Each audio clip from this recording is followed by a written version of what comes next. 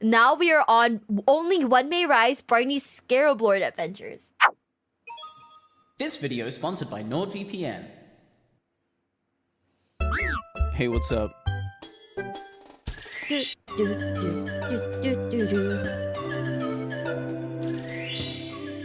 Dear Barny Beekeeper, you have been nominated for Horde Content Creator of the Year. Because this bit takes place back when you actually made videos, please come to Moonglade on January...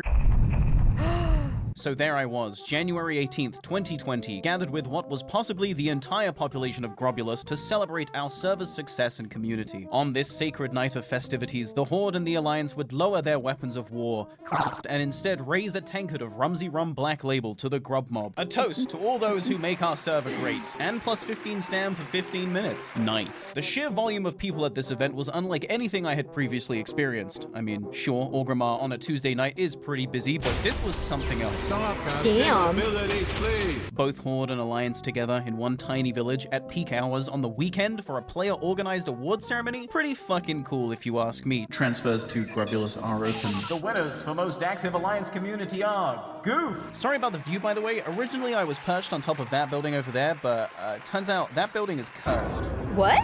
Item 1. In the midst of the event, a random Tauren can be seen appearing out of literal thin air behind me. He trades me a lucky charm, then disappears back into the ether. A ghost? Perhaps me from another universe? Item 2. This was the last known sighting of the famous Travels. Seen here ripping his famous catchphrase, "It's a Travels world," this hunter of Realm First 60 fame would enjoy the view for a brief moment before disappearing into the crowd. He was never seen from again. Item 3. I was assassinated by unseen assailants shortly after jumping off the building. A ghost? Perhaps me from another universe? I mean, that is something I would do, and I was left on low health and finished with a gun, so... In conclusion, this building is haunted by me from a parallel universe. The winner for most influential content creator on Horde is Barny Beekeeper. Wait, Barny what? Beekeeper. Coming through. Hello. Yes, excuse me. Yeah, Hi. Barny. Barny! Hey guys, I'm... Oh, wow, let's go. Hello. Hi. Take me, Barny. Where'd you want to go? What? Barny. How's it? Barny, yay. Good job, Twink Boy. Now, I won't lie to you. The recent months had been kinda tough for me, and a terrible calamity would soon befall the real world, making everything pretty shit. But as I cast my gaze across the crowd of cheering faces, I felt a warmth wash over me, and I found myself to be rejuvenated. Suddenly, I felt purpose, inspiration, and responsibility. If I am to be the Horde's greatest content creator, I need to make something that lives up to that mantle. Something epic. And then it happened, as it always does. The unchecked idea gives birth to a goal I know is improbable, but if I know the goal is improbable, then I must know what makes it so. And if I know what makes it so, then I'm already prepared to overcome it. I can do anything I put my mind to, because my mind wouldn't put me to do things I can't. So the only thing holding me back is me. And that's my ninja way. I In this guess? moment, Wait, I knew what I huh? had to do. What it was going to take to feel worthy of this title. I was going to have to become a Scarab Lord.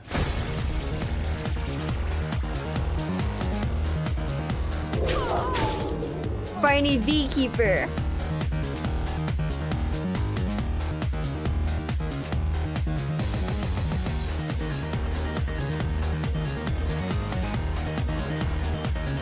I know this song.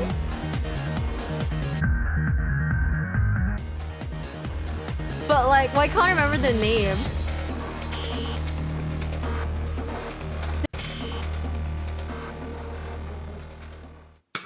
So what even is a Scarab Lord? Why is it so epic? And where the hell have all the videos been, huh? Where have my videos been? Where are the new video, Barny? Barny, what up, dude? Is the vid coming? New video when, Barny B? Hey guys, I'm awake now. Video when? Do you know what the video is coming? Did you know every day I check your channel and cry cause no upload? Did you know you can get 68% off a 2-year NordVPN plan at nordvpn.com/Barny64? You also get 1 month free with a 30-day money-back guarantee. Make new content. Do you even give a damn about this community? When is the city? When is the video? You keep saying there is going to be video when? Just call me on my cell phone. Video when? Foot reveal? Wow, seems like you guys really have a lot of questions. Well, let's start with the easy ones. Where have I been? You know, just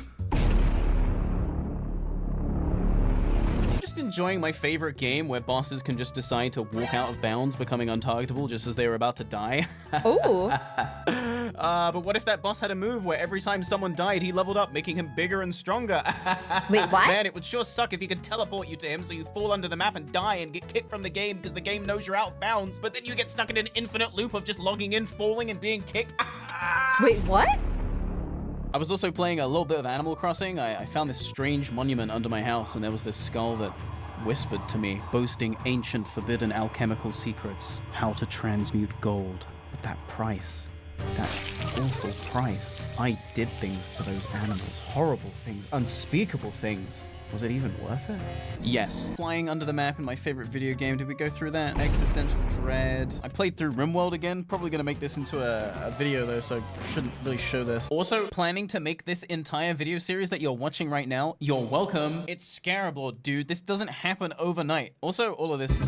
Okay, what is now we're up Scarab to Lord? speed. Next I'm question. waiting What for is a Scarab this. Lord? Whilst I'm sure most people who play WoW know what a Scarab Lord is, I'm going to summarize it all anyway, and it starts with the Gates of Anchorage patch. In this patch of World of Warcraft, Blizzard introduced the 20-man raid Ruins of Anchorage and the 40-man raid Temple of Anchorage. However, these raids aren't actually open yet because the Gates of Anchorage are closed. So how do we open the gate? Well, the Anchorage patch didn't just introduce these two new raids, it also introduced a server-wide event known as the War Effort, and a very long, notorious questline known as the Scepter questline. The War Effort is a giant cross-faction fetch quest that requires each faction to hand in several thousand materials of varying rarities. Did I say a couple thousand? Sorry, I meant tens of thousands. Once both factions have completed their list, there is a 5-day real-time waiting period where the war NPCs will move from their current location to Silithus. And once they arrive in Silithus, the Scarab Gong is able to be rung. This is where the Scepter questline comes in. The Scepter questline is a grueling, grindy, gargantuan task that requires an entire guild's support just to stand a chance of completion. And trust me, you're gonna see every single step of this bastard quest, so don't worry if I'm not going into enough detail for you just yet. You will suffer as I have. All you need to know right now is that the Scepter questline rewards you with a scepter. Yeah, no shit. And once the War Effort event has concluded and exactly 5 days have passed, a player can use this scepter to ring the gong outside Anchorage and open the raid for their server. Following this, I'm sorry guys, this raid sounds so long and so convoluted that it was good though? Was it good though? Was it good? That's the thing. This is to prepare for the raid. So this bit isn't even the raid. Okay, so only one guy has to do it then. That's not too bad. Maybe? Only one person needs to do it. Okay, so like if we... So, okay, that's not too bad then. Just like gotta support the one guy who will do it. Oh, okay. I mean, you know what? That's not that bad then. I mean, you get like hella brownie points, right? If you're the one who opens it. So that's pretty cool, right? There is a 10-hour period where any other scepter bearers can also ring the gong. And why would anyone else want to ring the gong if the raid is already open? Well, that's a tale as old as time. Mount. In World of Warcraft, mounts are the status symbol. In some ways, they're more of a representation of your journey than your character even is. You are your mount. If you go to retail right now, you'll notice two things. One, it sucks, and two, everyone just spends all their time collecting mounts from legacy content. Fuck, I mean, I'm guilty of the same thing. I'm raiding Oldwar as I record this audio. It's not even a joke. Alt tab. I'm here. Scholars and intellectuals have debated for centuries that the obsession for collecting mounts is the only thing keeping retail afloat. And I would have to agree with them. Mount culture permeates every nook and cranny of this game, and it only grows stronger as each expansion introduces even more mounts. But in a community-driven game that has evolved past the need for community, people aren't going to remember. Oh, you get an exclusive mount and title? So you're... Okay, so it's not just brownie points. You're actually... Okay, if you do this quest, you are the guy. Is that it? Oh, wow. You. They'll only remember your mount, so you better make sure that mount is lit. Proof of your skill, proof of your ability to commit to a grind, proof that you're a lucky son of a bitch. Anything is good as long as you're flexing. And this obsession for flexing rare mounts can be traced all the way back to vanilla with the Black Karaji Resonating Crystal. Unquestionably the rarest mount in the game, even still to this day. This mount was the Doombringer, the harbinger of the end times, purely because of how rare and exclusive Blizzard made this mount. You see, this mount can only be obtained by those that ring the Scarab Gong during the 10-hour 24-hour event I mentioned earlier, and once the event is over, the mount can never be obtained ever again. Never, ever. This mount is the ultimate World of Warcraft flex. This mount is what it means to be a Scarab Lord. This mount tells the tale of true gaming legends. Now buckle up for 10 minutes of lore, bitch. Oh, okay, Welcome I'm ready. to Silithus, the insect-infested desert of Kalimdor. Eons ago, this desert was still a desert, I guess, but it was home to many bugs. Which I guess is still exactly the same. But it was different back then, okay? You know, back when Azeroth used to look like this before Queen Ashara went and blew up the Well of Eternity. Great job. Okay. Now, these bugs were called the Akir, and the Akir were a sentient race of insectoids who were born from old god poop. Oh, it's the only legendary rarity mount in the game. Okay, so it's not just brownie points. This is like for reals then. Yikes. Okay, I get it now. Holy shit. Don't believe me? Look it up. Anyway, What? the Not the Akir old just god kind of poop? vibed for a couple centuries, not really doing much, not really making any history, not really doing anything that would draw anyone's attention. But then, the Titans attacked from Ooh. space. The Titans, who are like giant space dudes born from No. planets, were frolicking through the universe one day when they stumbled upon the planet of Azeroth and realized something was off. Wait, is this planet Pregnante? And yes, the planet was pregnant, which is good, but there was still something off, which was bad. Hey guys, should there be giant eldritch horrors infecting the planet? Yeah, we should probably do something about that. So the Titans swooped in on Azeroth and punched all the old gods really hard. Except for Armenthal, he kind of went overboard and ripped the old god Yasharj straight from the planet, which was a mistake. Oh, fuck, what have I done? A deep crevice formed where Yasharj was snapped from, and Azeroth's lifeblood poured out. Realizing that it's not simple, you can't just kill the old gods, the Titans decided instead to construct giant prisons for the old gods. Prisons that would also function as research centers so they could try to figure out how the hell to save this baby. Now remember the Akir? Turns out the Titans kind of decided to build Cthulhu's prison right on top of where they were living because what are they going to do about it? And the Akir was squished. Couple thousand years later, the Titans are off in another universe doing Titan stuff. But don't worry, they built some stone robots to run these prisons. What could go wrong? Now that the land isn't swarming with old gods and isn't yet swarming with elves or humans, it's a pretty good day to be a troll. This is the height of the troll empire, the golden arc of troll kind. They're everywhere and they run this shit. The Jakari tribe probably should have kept it down around Oldwar though, because they kind of woke up old god Yogg-Saron's most dedicated servant, a dude called Kithix. And guess what? He's pissed. Swearing vengeance against the trolls for waking him up, Kithix used his mind magic to scan the planet for insecure beings ripe for manipulation, and he found what he was looking for. Remember the Akir from earlier? Turns out they're not all dead. They're just underground and really sad about it. The perfect targets. And so he began whispering to them.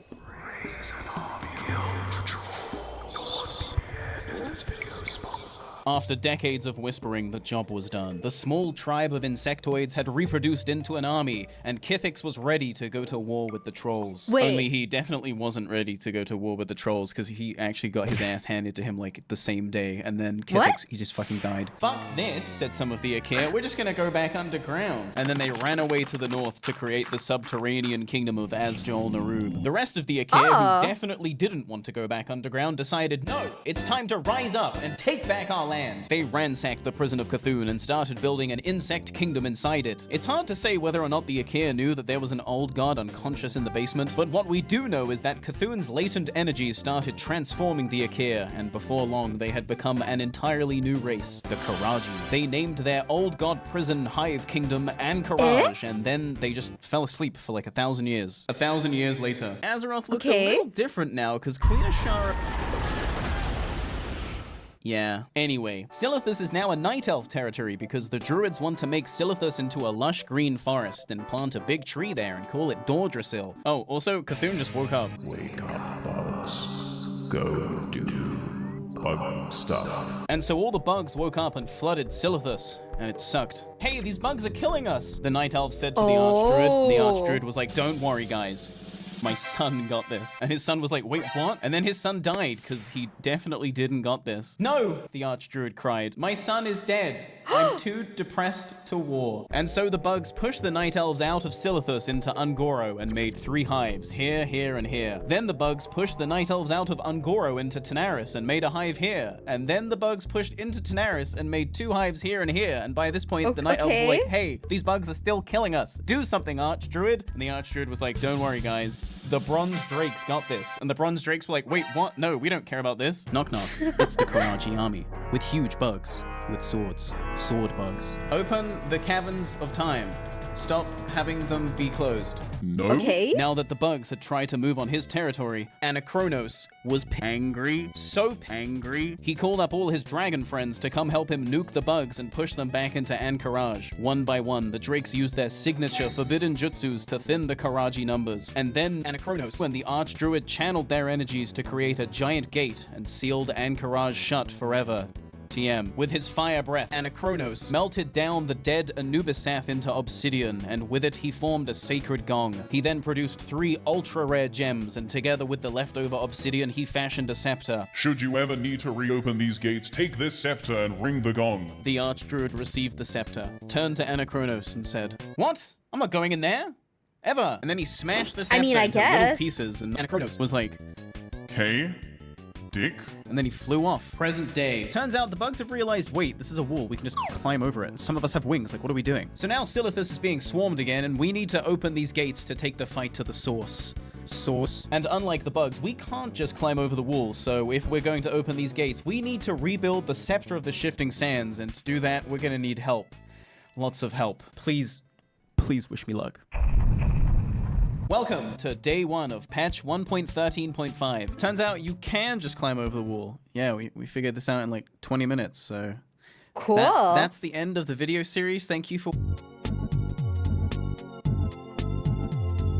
Okay, it turns out the raids don't actually work until the gates are open. That sucks. Blocked out of content? Thanks a lot, Blizzard. Man, the last time I was blocked out of content like this was when I moved back to the UK and could no longer watch US Netflix. You know, the good one. Hey, stop listening to my thoughts. That's fucked up. I could have been thinking about anything. If only there was a way I could bypass region block so I could watch The Office on Netflix instead of They have Friends in the UK. Friends? Friends? This shit sucks. Okay, I guess now you know I don't like Friends, so we gonna stay out of my head now? Thanks. But seriously, if anyone knows how to bypass region blocks, that would be very helpful for me, personally. I guess we'll never know. Yeah, call me when they play the one with the funny joke.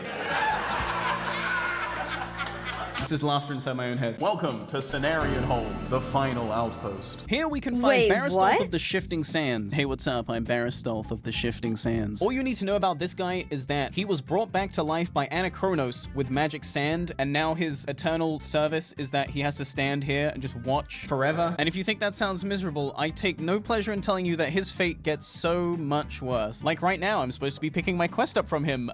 You may have noticed he's not fucking here. We'll get to that later. Luckily for me, another Scarab Lord target in my guild had picked up the quest earlier and was able to share it. Oh, right. Scarab Lord targets. I should probably tell you about that. Getting Scarab Lord requires a lot of people with a lot of time. So many people and so much time that even large guilds will usually opt to grind for just the one Scarab Lord. And for the most part, that was the case on Grobulus. One guild, one Scarab Lord target. However, my guild, Final Boss, let's just say we had bigger plans. Oh. Ask anybody on Grobulus what they think of Final Boss, and the answer will probably vary. To some, they're just your average sweaty raiding guild. Final Boss are sweaty nerds. They try hard long. I went to a dungeon with some Final Boss members, and they were all so geared that I ended up with all the loot. It was awesome. Made me forget about my terrible home life. To others, Final Boss are the living embodiment of everything that is wrong with my classic experience. The most repugnant server villains you ever did see. The bad guys. Final Boss are toxic trash. I Damn. hate the okie-dokie spits on the ground. I heard you have to go fully world buff to every raid or they kick you. Final Boss may have every realm first, but they will never have lives.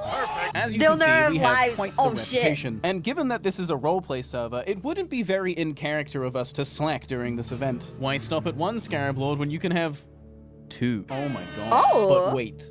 Why stop at 2 Scarab Lords when you can have 3? No. Oh. No. But wait, and watch what I do right here. Why stop at 3 Scarab Lords when you could just not stop at all? Whoa, crazy. This is my guild Scarab Lord target list. If this looks long and ridiculous to you, that's because it is. There is absolutely no way everyone on this list is getting Scarab Lord, but when the goal is to get as many as possible, there's nothing wrong with overshotting the list. And who's that all the way at the bottom of the list? It's me! Yay! It's not looking good. But you guys know me, I'm just here for the experience. And the mischief. I've got a lot of new tricks up my sleeve I've been dying to try. It's a pun. You'll get it later. Is it likely I'm going to get Scarab Lord? No, not even a little bit. But I want to see how far I can get nonetheless. After all, this event only happens once. And what kind of gamer would I be if I didn't give it my best shot? Also, I swore to myself that I would make a good video out of this event because, you know, I make videos. Allegedly. Allegedly. Right now, Baristolf needs us to check if Anachronos and his crew are home. He'd do it himself, but he's bound to this location by blood. Or I guess in this case, sand? Now, your average troglodyte moron would pick up this quest and then take the 5-minute flight path to Tanaris and then walk the 5-minute trek to Anachronos. Luckily for you, you've entered the real gaming zone. Wow. The power of planet. It's just that easy. So now we're in Tanaris outside the Caverns of Time, or more accurately, inside a wall outside the Caverns of Time. Don't worry about it. Our current mission objective, locate Anachronos and his friends. God, I hope we make it. But yeah, not really much to say about this quest. I just had to walk forward. So that's that, really. And then I waited for my summon back to Cenarian Hold. A warrior attacked me on low health, which I don't want. I wasn't even trying to fight. Look, I blinded him. I was trying to run away and take my summon. But then I saw his last stand run out. Oh yeah, Get like his you ass. picked the summon without killing the guy on 1 health. Anyway, I took the summon back to Cenarian Hold and went to hand in the quest to Baristolf. The observative among you will of course notice he's still not fucking here. That's what I was about to say. Sanguinius, like, you know, the guy who got fucking murked in, like, Warhammer. That guy. Also, wait, if one of the guilds has your person rating gone, they'll only have 10 hours left. Like, you only have 10 hours to finish the rest of the quest. So, like, is this like a full day thing then? That's crazy. He's up. Yeah, it turns out if you flag yourself as at war with the Cenarian Hold, you can just kill Baristolf. Well, that's good game design. Oh. Naturally, where there's the potential for griefing, you will usually find a griefer. But in this case, we weren't so lucky for there to be only one. Enter Epi the Scarab Lord. No one knows who these anonymous agents of chaos were, where they came from, or even what their motive was. The identity of these fiends is still a heated point of contention today, with fingers being pointed aimlessly in every which direction at every witch guild, backed up by an underwhelming amount of circumstantial evidence. Intellectuals expect the identity of the Epi for Scarab Lord members to stay an unsolved grobulous mystery until the end of time. But we don't need to know their identities or to understand their motives to understand their goal, because their goal was pretty fucking clear. Baristolf must die. So here's what happened. The griefers would revive and kill Baristolf, then people would retaliate and kill the griefers. 10 minutes later, Baristolf would respawn and the griefers would revive and kill Baristolf. Rinse and repeat. But not only was Baristolf being griefed, no, that would make things too simple. People were also openly PvPing in the streets, knowing there was too much going on for the guards to do anything about it. But naturally defending yourself would get you immediately killed by those guards. Oh, also I have a raid at 11 because for the next part of the quest I have to kill a guy in Blackwing Lair and bring his head to Baristolf, so really hope I can pick that quest up sometime soon. He's up.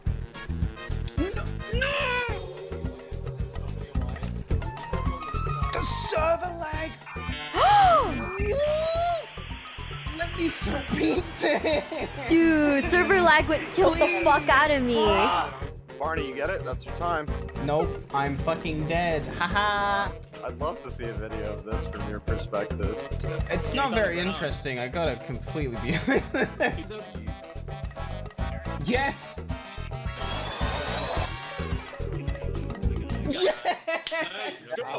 Let's fucking go. That was the worst shit I've ever done.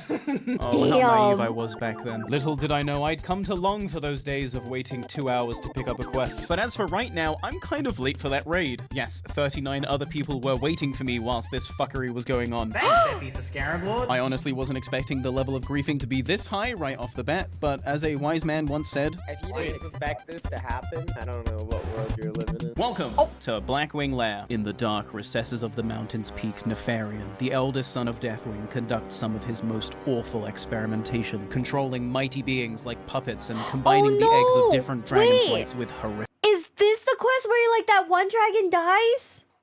results. Should he prove successful, even darker pursuits rest on the horizon. Stop, but I'm we not didn't come okay. here for another lore tangent. Even the quest doesn't have a lore reason as to why we're here to kill Broodlord Lashlayer specifically, we just have to do it to prove our worth. You'd think if that was the case, they'd have us collect the Head of Firemore, you know, the actual hardest encounter in the raid, implying Classic is hard. Now, this raid I'm in isn't my normal weekly raiding team. With so many Scarab Lord targets and only 5-ish raiding teams, we can only clear Blackwing Lair 5 times a week. And with no way of knowing just how fast the war effort might complete, those 5 raids might be the only heads that can go towards Scarab Lords. Some sub- Oh, Ysera, from the cinematic, I know that there's like one quest where like there's a dragon who's been controlled and he's like begging for you to kill him, and every time he accidentally kills someone in like the raiding party, he apologizes. That's what I'm talking about.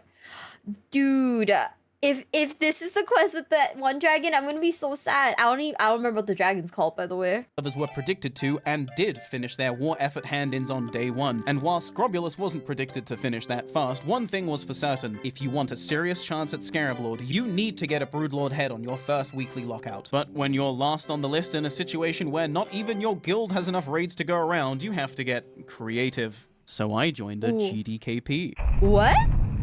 So what's a GDKP? A GDKP is essentially a pug ran by a trusted member of the community. They need to be trusted because in a GDKP, all the loot is bid on with gold. Once the raid is complete, the raid will move to a location and bid on all the items that dropped. Once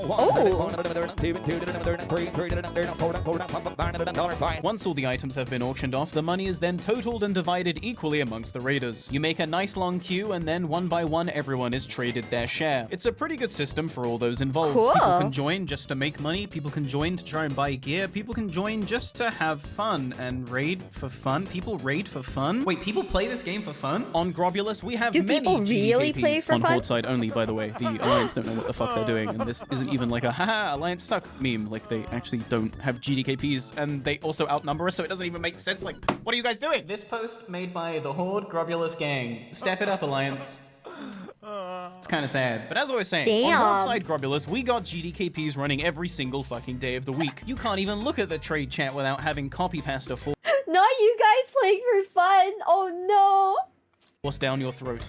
Delicious. So naturally, in the weeks leading up to the event, I fished around all the GDKPs, messaging the various organizers to know what the going rate would be for a Broodlord head. But unfortunately for me, the head was either sold, not for sale, or just a bit too pricey for a humble Lucky Charm salesman such as myself. Once upon a time, I prided myself knowing that everything I had, I worked for. But honestly, it's kind of getting old, because rogues don't really have good money-making farms, and with the great Arcanite crash of 2020, I'm starting to see that Asmongold had it right the whole time. Abusing clout for in-game currency truly is best in slot. Please send me gold. It's not even a bit. I'm not even going to send Lucky Charms anymore. I just want gold. Just give me So with no Broodlord heads available, and with all my friends either belonging to my guild or guilds that were going for Scarab Lords of their own, I had nowhere left to turn. No other options. It looks like I had run out of luck.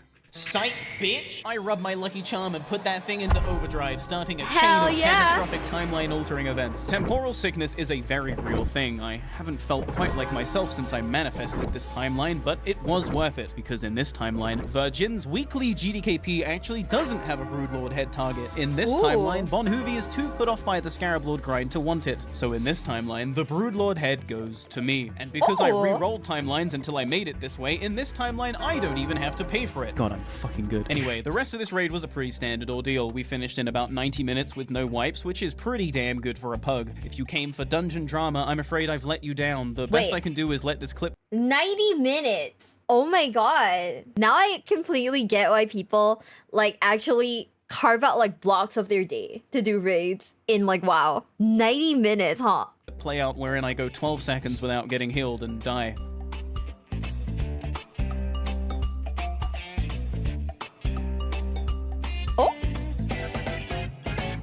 if this helps. After we killed Nefarian, we ported to Orgrimmar to auction off the loot. Usually this is done in the Valley of Spirits, but instead we opted to jump out of bounds and do some of the auctions underneath Orgrimmar. 10 minutes later. Multiple people were reported to have been bleeding from the eyes due to the aggressively orange background, so we moved to do the rest of the auctions behind the Ragefire Chasm portal. After the loot was auctioned off, I received my split of 379 gold and took the flight path back to Cenarian Hold. All things considered, I was making pretty good progress. I had secured my Broodlord head, I had doubled my gold, my roommates cooked me dinner, and I had a big bag of water and other legal substances. Needless to say, I was overcome with optimism. That was until I flew into Cenarian Hold and saw the swarming mass of people and realized, oh no, I have to hand this head into Barristol, and he's still being griefed.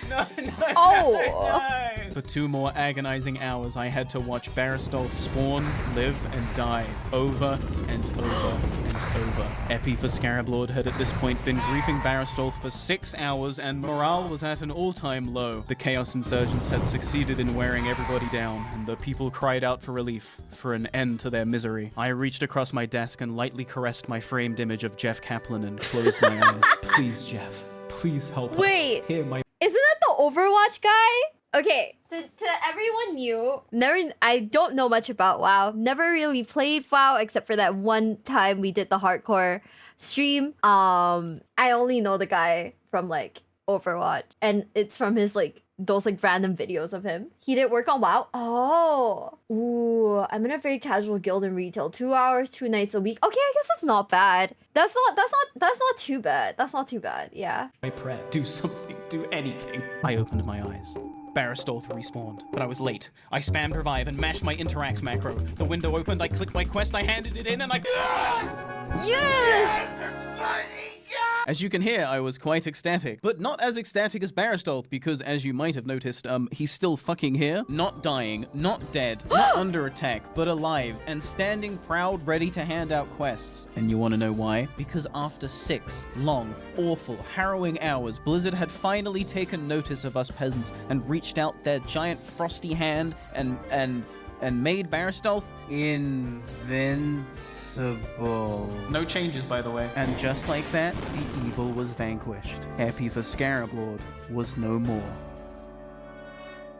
Now let me tell you about the next part of the quest. To rebuild the Scepter of the Shifting Sands, we need to locate the 3 gems I spoke about earlier. Unfortunately for us, we have no idea where any of them are, and the only person that does hates us. So naturally, Anachronos isn't going to be telling us a damn thing. However, there's one thing Anachronos hates even more than us. Those damn bugs. Barristol reckons if we kill enough bugs and provide proof, Anachronos might yet still be swayed. So he brands us with the Mark of Nosdormu and asks us to kill bugs in Silithus to improve our shoddy reputation with the Bronze Dragonflight. I don't know what I did personally to be hated by these bronze dragons, but I'm not...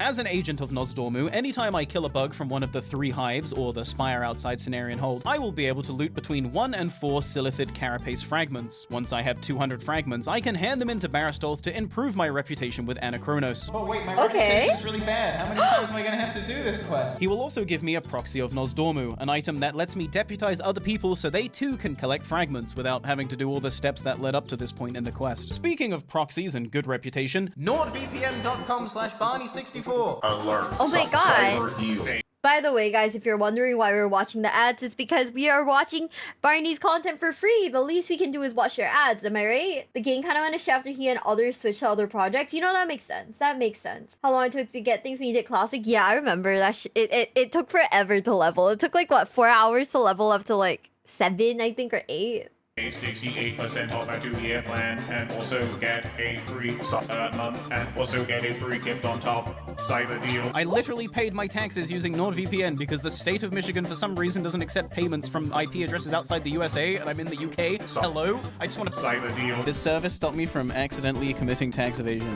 So that's pretty good. Hell yeah. NordVPN.com/Barny64. Now, with the ability to loot carapace fragments from the bugs, I set off to Hive Zora, where my guild were currently stationed. The system we had going at this point was pretty simple. All fragments farmed were to go towards the current Scarab Lord target, which at this point was Typo, and slowly over time he would deputize other people in the raid as he got fragments. If you were currently one of the few people able to make the fragments drop, you were given a raid mark so people knew to let you hit mobs at least once so the fragments would actually drop. For the purpose of this video, I would be allowed to keep my first 200 fragments achievements for myself just to serve as a benchmark for how long it would take to farm that many. I'd say under normal circumstances, a solo player could probably farm about 100 fragments in about an hour, but we weren't the only ones here. With Baristolf now invincible, there was no longer an arbitrary roadblock holding people back, and so pretty much every single guild going for Scarab Lord on the server began pouring into the hives at the same time. The floodgates had been opened. The great bug farming had begun. I mean, I know the bugs are evil, but holy shit. Have we become exterminators? This video is sponsored by Displate. Yep. Scarab Lord, AK-40 opening event. Guys, I have received confirmation. Dolox has said that if I play WoW with him, he will give me gold. I just have to play Horde. Yay! Let's go! Oh my god! Why wouldn't you be playing Horde anyways?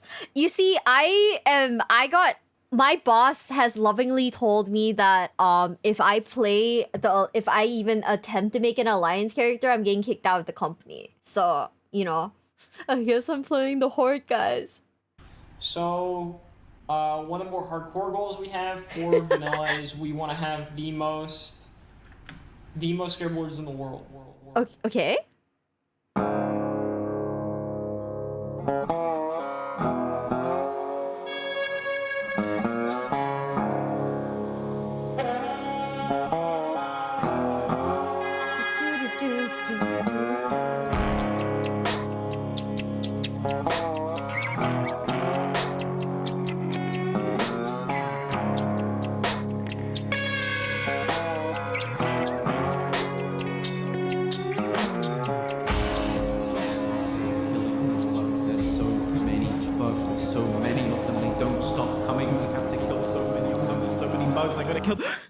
It was just a dream. Of course, that was months ago. What day is it? 2021? 2021? Well, you know what they say, another year, another video. Am I right? I feel like I'm forever apologizing for taking so long to make content, but I play World of Warcraft Classic for the PC. I don't get to have free time. What, you thought making content was my job and I should prioritize that? Yeah, me too. Then I realized to make good WoW content, you have to go all in. Not the all in. I don't care. I've lost my fucking mind at this point. Do you know how long I spend farming consumes just so I can efficiently raid log to edit, right? I raid log to edit, right? Wrong. To level several raiding ults so I can be as useful as possible in the Burning Crusade that we don't even know is coming out yet, by the way. You see, to secure the content of the future, I have to grind in the now. And I'm not going to get Glaives of Azeroth just by virtue of playing a rogue and being a content creator. My guild operates on a very strict merit-based system, and honestly, I wouldn't have it any other way because it feels good to earn thing in video game. Crazy concept, I know. Ironic, is it not? Playing World of Warcraft has become my true job and making content is just what I do for fun in my free time. Being a content creator truly is a joker's trick, a monkey's poor wish. You think you want it, but you don't. Speaking of having no free time, do you know what I did on Christmas Day? Killed how many bugs? It's been like, what, 16 hours? One day and is this seriously saying that? This pathetic footage you're gonna have to kill those bugs again? Why you're ignoring it by editing this? No one wants to hear about Welcome to patch 1.12. Nax is out. I got a ring in there last night. Wait, Nax is out? Nax out? Nax is out? Nax out? Yes, Nax is out. If you got the rep to get in. Naturally, I'm exalted. My 72 runs of Stratholm to get Shadowcraft pants speak for themselves. Wish I could tell you that was my worst item grind, but I suffered through 206 full upper Blackrock Spire runs before I even saw a Shadowcraft chest drop. A fate that is statistically improbable, but I have the proof and, well, unlikelier things have happened. In Upper Blackrock Spire, the sexual tension between Rend and Nefarian is awkward, and the loot you need seems to never drop. What could be worse? Oh, right. Blizzard introducing spell upgrade books in this patch that only drop from here. I have to go back. Why? With this patch, we also received an array of new quests, which is just classic talk for elaborate vendoring. See, these quests not the elaborate aren't vendoring. real. This is just tier piece vendoring before Blizzard figured out how to code this. However, these quests outside have something very, very important that we're going to need.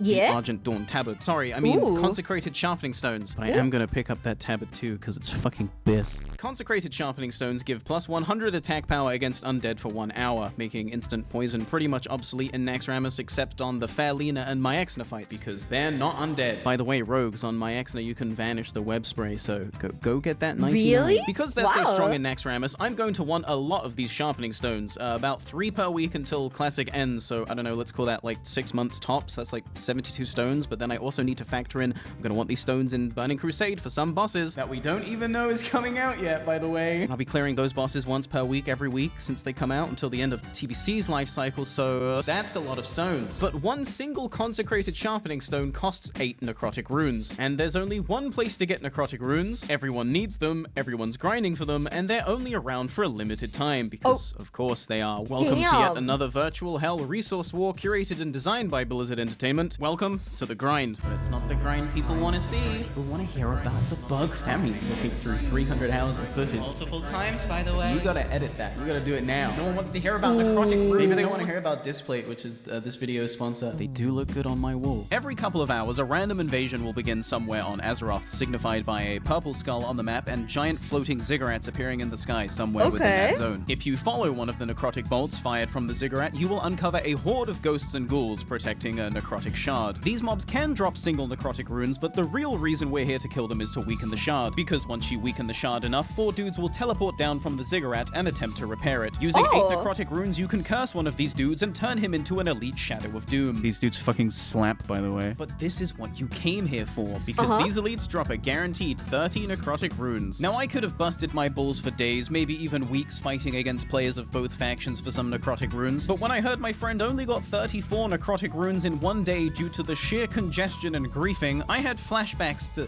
Barny, you get it? That's your time. Yikes. Nope, I'm fucking dead. Haha. Something. And was like, yeah, fuck that. There's got to be a better way. At first, I thought that better way would be to just farm at 4:11 a.m. on a weekday. But it turns out, even if you are lucky enough to get a shard to yourself, which I cannot stress to you enough just how rare that is, you still need a group to help you. A group that is also going to need necrotic runes, and a group that is also probably going to be of a suboptimal setup because it's 4:11 a.m. on a weekday. It took us about 1 hour to clear this shard, and I walked away with 124 necrotic runes. That converts to only 15 sharpening stones, and it will now be 3 hours before another invasion starts. By then, all the dads will be awake, so this is likely as good as it gets. There has to be a better way. Now that sounds so annoying. Wait, is this real? Is this real?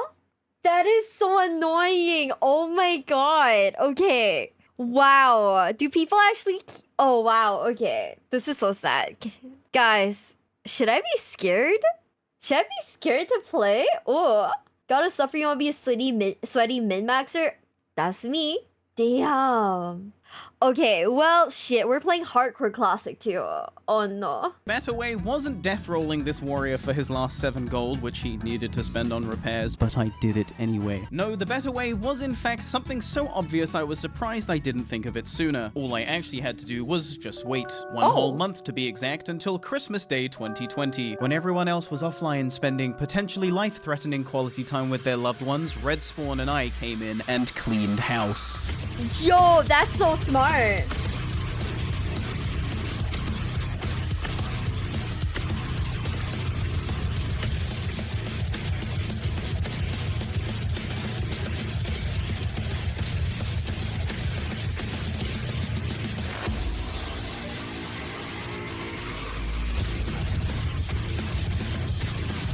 And that's how I farmed 200 carapace fragments. I mean, sharpening stone. Wait, what the fuck? That is insane. Wait, this isn't a Shara. Where the fuck am I? What's going on? What the fuck? Ow. Ow. You alright? No, I just fell asleep. I hit my head on my mic. Oh my god, it's only day. What's that? Naxxramas? Necrotic runes? What the fuck are you talking about? We're here farming bugs. You have no idea what's going on, do you? I'm gonna catch you up to speed. Guys, After not the Baristolf's bugs. permanent resurrection at the hands of the No Changes team, the Horde and the Alliance began warring for the most precious resource of all, territory. After all, he who owns the territory owns the farm within it. Are you picking up what I'm putting down, son? Then, as the hours passed and the many battles waged on, the territory balance shifted like so. Somewhere along the way, guilds of all sizes and creeds began to put aside their super serious dramas to band together under one banner. For the Horde. This was, For at the least for now, Horde? not just a guild versus guild affair, but rather an all-out faction war, and childish infighting was going to have to be put on hold if we were going to get some farm. And so, a natural ecosystem settled in. Above ground, PvP teams would patrol to keep the Alliance out, allowing the farmers below ground to safely acquire fragments. As someone who spent quite a few hours of time doing both, I can attest to you personally that during these hours, it truly felt like I was fighting alongside the Horde as a faction. It really felt like I was like actually a guy in the Horde, like fighting in a real war. Sounds so lame, but it was so fucking cool. I might not be very good at world PvP, but I sure as heck like to participate anyway. Just don't let me catch you alone in Stormwind.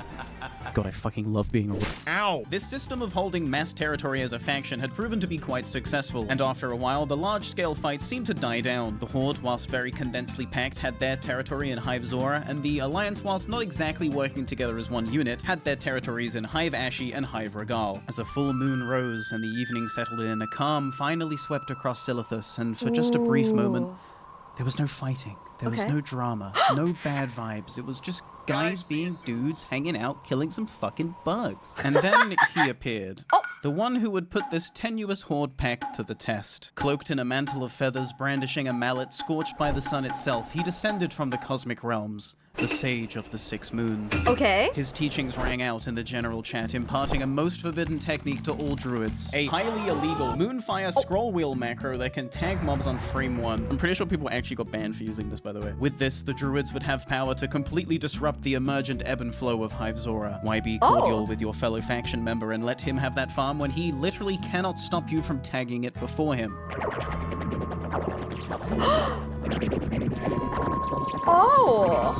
But true balanced druids they were not, and what had taken the Horde hours to build up in mere minutes was destroyed forever. So now we had a bunch of druids running rampant below ground, tagging literally every mob on spawn and pissing everybody off. Oh no! It also didn't help that the druids responsible for this just so happened to be in guilds who had already gained a reputation over the course of the day for farming in the hives whilst not having proper PvP representation outside, essentially freeloading. And let me tell you, when you're on your 17th consecutive hour of PvPing the Alliance... So they're just coming in and like just stealing the kills then, huh? Is that what that means? Okay, someone explain this to me like I am 12. So they're just stealing the kills. Oh, that is fucked up. Oh. To keep people safe who are in return just stomping all over your goodwill, you start to realize that the enemy might not necessarily have a red name. The enemy might actually just be certain guilds within your own faction, for what is an enemy if not someone going out of their way to hinder your goals? This realization came to be known as the People's Grief Awakening. Countless memes on the Grubulus subreddit began circulating at this time, disparaging the rat way of life whilst praising those who had previously struck a fair balance between fighting and farming. These memes, whilst very funny, World of Rat. Rats, unfortunately, did very little to dissuade the druids from their path. No, you can't just steal our tags by using an instant target and cast macro. Scroll will go. And at this point, most people had realized the grim reality that even if the druids were to stop, it was too little too late. The damage was done. Bad blood was already boiling, reputations had begun to form, and the once proud Horde pact was slowly falling apart. All according to plan. I didn't just spend the last 17 hours merely PvPing and killing bugs, no, I was also sneaking around with my rogue crew, keeping tabs on everything and everyone. I mean, it's literally my job to document this event, right? So by extension, I need to know which guilds are where, their rough numbers, their PvP prowess, their allegiances, their enemies, everything. And as the battles waged on and I harvested this data in secrecy, I started to realize something. The trick to the Alliance's strength, the reason they were able to hold twice as much territory as us. It was just a numbers game with a huge flaw. You see, the Alliance didn't have bigger guilds or better guilds, they just had more guilds. But if these guilds were to start distrusting each other, if those guilds were to stop working together, well, that would be most favorable to Final Boss, a guild no other guild can possibly stand alone against. So I admit it, it was me that summoned the Sage of the Six Moons. Why did I do it? Because after years of baiting a rise out of public server admins on GTA 5 and Gary's mod, I'm so sort Okay. of like the deprived mind whisperer. Well, cause you're a fucking low IQ fucking numbnuts. Talking to you is like talking to a fucking brick wall. You're in my ear, invading my brain and lowering my IQ. Why don't you shut the fuck up for a change and actually use your lukewarm IQ to realize what you've done here and how you are fucking failed. And I know druid players to be the most deprived minds of all. They try to heal only to be out-healed by everyone else. They try to tank only to be told they're trolling and to re-roll warrior. They try to melee DPS only to be told they're trolling and to re-roll warrior. And God can only help you if you're trying to play a boomkin. Re-roll warrior? Inside the mind of every druid is a complacent, beaten down, pathetic loser who only knows how to take orders. To be a druid is to be a jack of all trades and a master of none. And when you're a master of none, you should probably just reroll warrior. So, when a druid is finally offered not only a way to be useful, but a way to unquestionably become the dominant class in a scenario, I knew they simply wouldn't be able to resist. I orchestrated the Great Druid Uprising, and I did it to sow chaos. Sure, the Horde Pact was dismantled in the process, but more importantly, so was the alliances. And that was the plan all along. Quick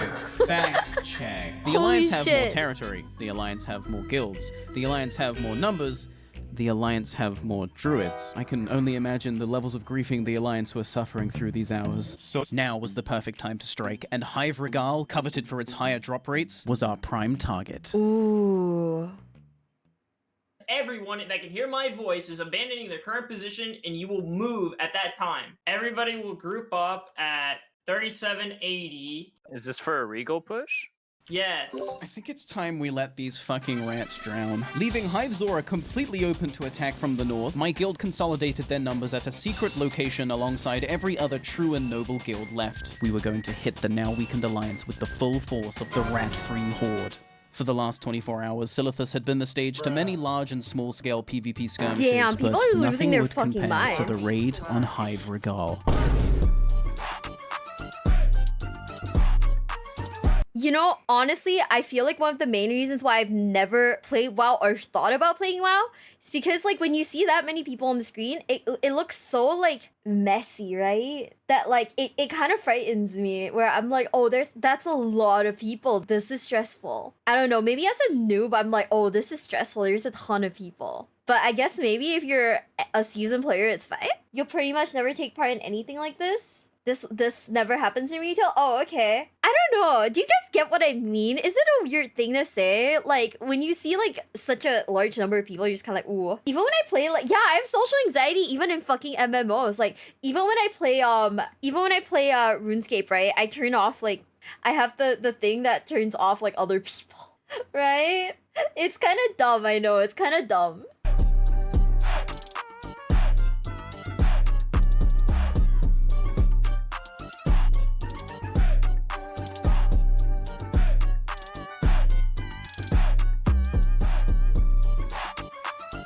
Ooh.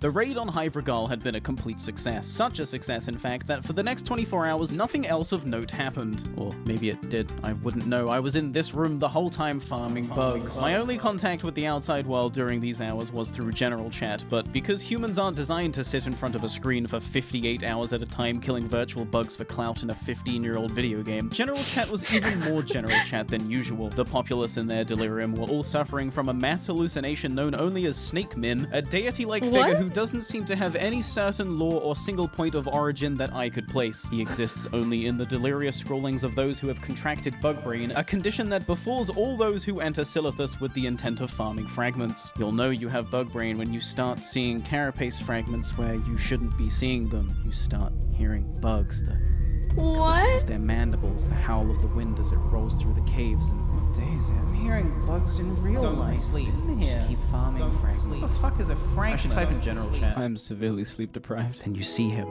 Guys. Snake Min. He is a reflection of you. His values are your values, and that's comforting. Praise him praise him, bugs, praise him, praise bugs. However, after deciphering several general chat messages, it seems that during these hours, Hive Zora went on to become a volatile rat kingdom with no consistent faction balance. Pretty much no man's land. If you were a small guild attempting a Scarab Lord or just a business person trying to sell bug killing services, Hive Zora was probably your best bet. As for Hive Ashy, well, that's Alliance territory, and that's all the data I have because I was killing bugs. In fact, we were able to farm for so long uninterrupted in Hive Regal during these hours that we fully farmed not one, but 2 Scarab Lords worth of reputation, which looking back at it now was the peak of our farming efficiency. I don't know if it was because people hadn't burned out yet, or the fact that we had uncontested free farm for 24 hours, or the fact that we just had so many people, but we were harvesting fragments at an unbelievable pace. It was during these hours that I also managed to complete my personal task of gaining 200 fragments solo, just to see how long hypothetically it would take for me to farm Scarab Lord myself. And so just before I went to bed, for the first time in 3 days by the way, I went to hand them in. But before that,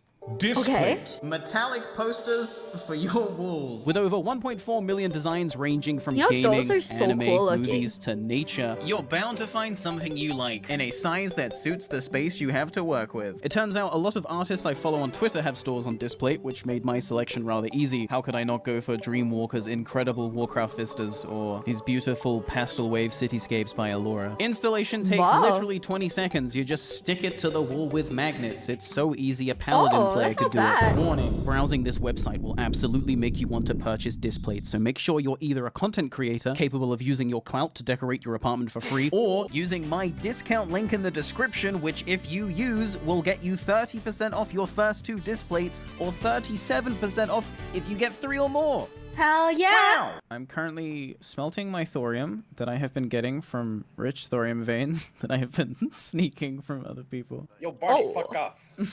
I got prepped too. I gotta get those arcane crystals. And I'm about to go to bed.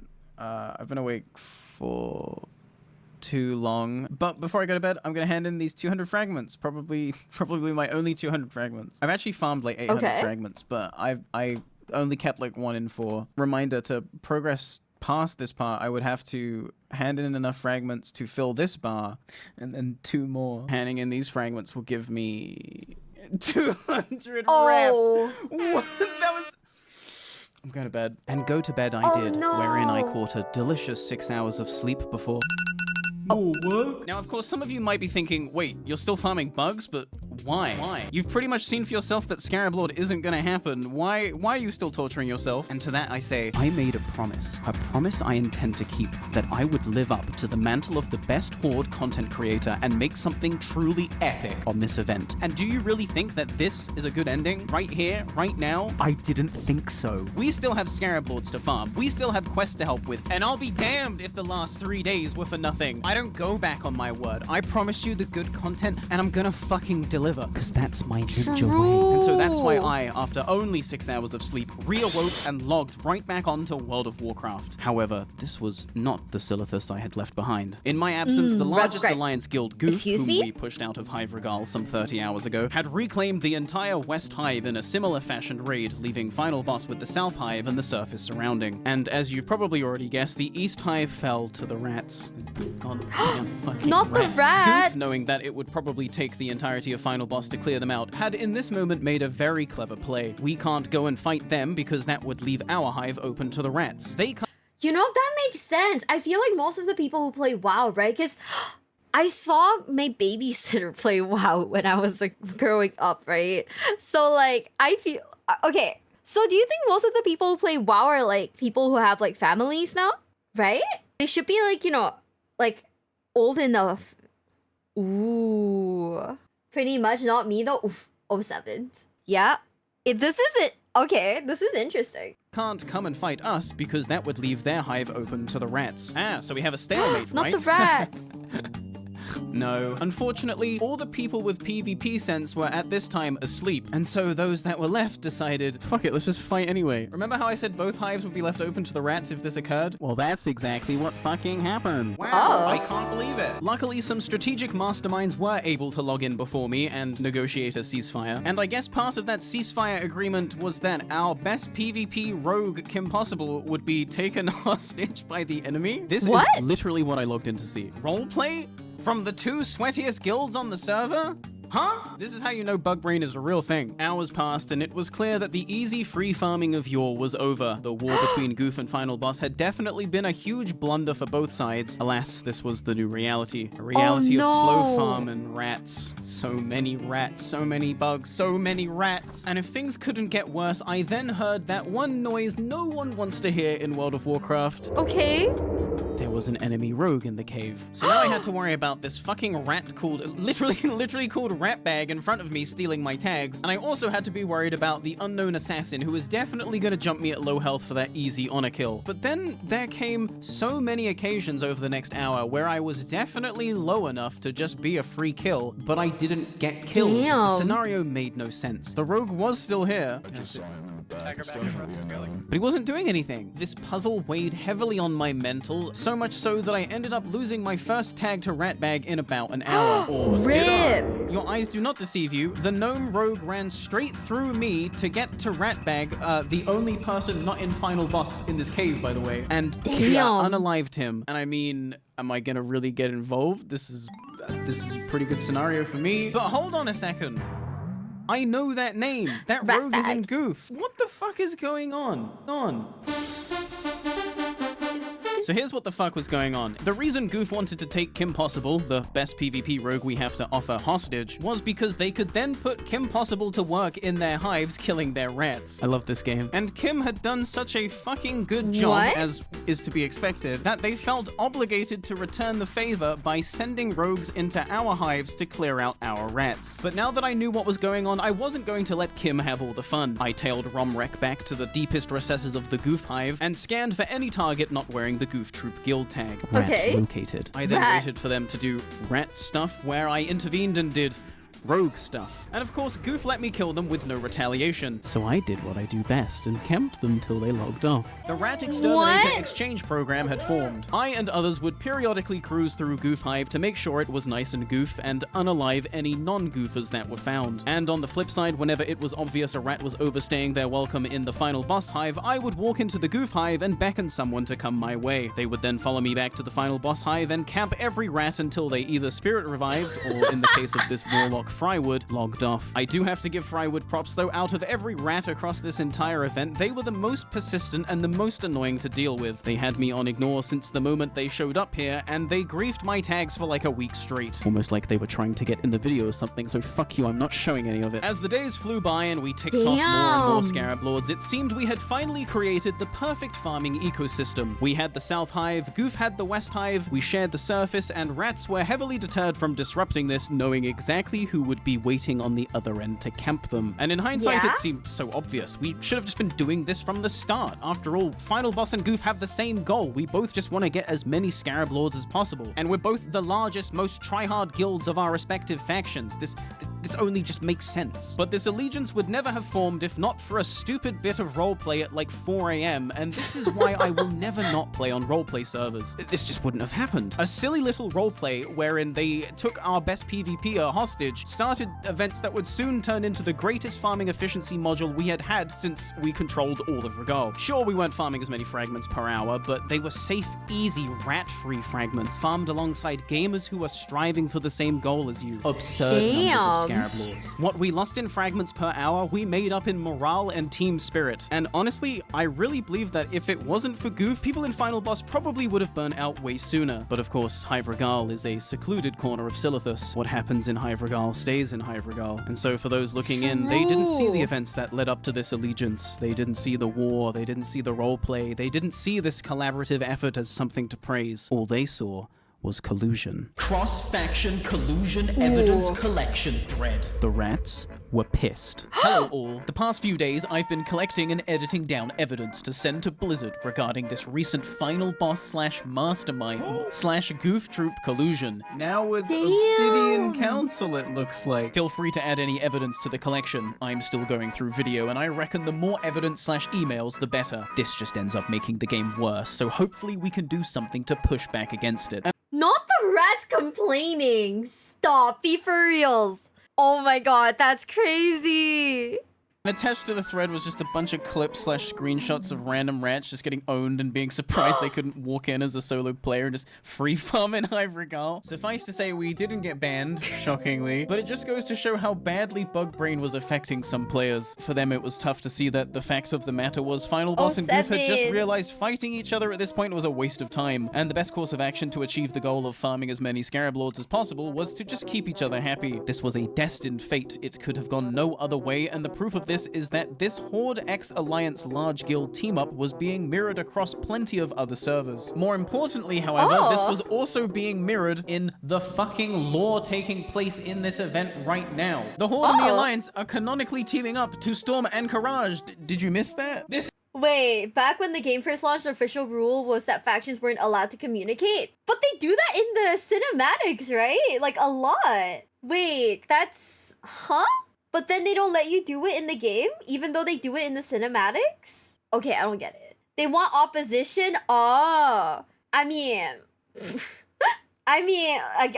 that's weird. That's silly. This is peak World of Warcraft. But as the Bug Brain virus spread, the collusion statements began to increase in ridiculousness. For example, collusion on an RP server should be grounds for immediate removal, which is just, bro, you're playing on an RP server. How do you think this occurs, if not for collusion between factions? Lol. Was me not killing Kumin collusion? Hi, welcome to Did You Know, idiot? The Horde and the Alliance learning to put aside their differences to work together for a common goal has only been like the main plot point for like every single fucking WoW expansion since, I don't know, like Warcraft even existed. Only together, united against the shadow, will you be able to save this world from the flame.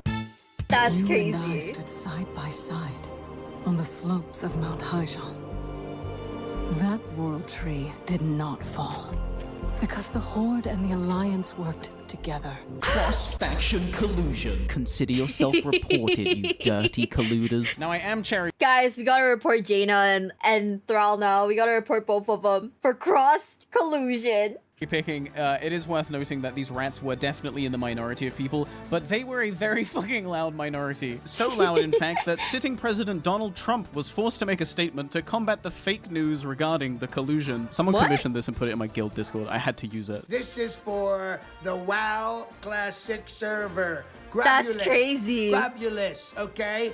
You need to know that the Goof Troop did not collude with the final boss. There was zero collusion. They are innocent, okay? What? Everything people being are so said is bored. Fake news. All charges dropped. Did you hear that? All charges dropped. With a full pardon from the President of the United God. States, Goof and Final Boss continued to work together towards securing Grobulus's legacy. Together, we were going to farm as many Scarab Lords as possible before the gates would open. But time was running out. As guilds began finishing up their bug farming and moving on to the next part of this cursed quest, don't ruin his moment, you idiot. They would naturally turn their focus towards completing the war effort. After all, they want to go and open Anchorage and raid it. It's like the whole point of this event. At this point in the timeline, it's August 8th, 2020, a very special date. There is currently only one scepter bearer, Typo, but that's all about to change. For if I were to jump forward one day, 4 other people obtained their scepters overnight. I was there, and it was quite something, but we'll get to that later. Because that's not why August 8th was special, no. For that, we need to turn our attention to the war effort data between August 8th and August 9th. August 8th and August 9th. Okay. Did you see it? That's an awful lot of Peace Bloom handed in on the Horde side, don't you think? 25,380 Peace Bloom to be exact. Well, that's because August 8th was a very special day. What does that the mean? day of the Peace Bloom DKP. Oh, okay.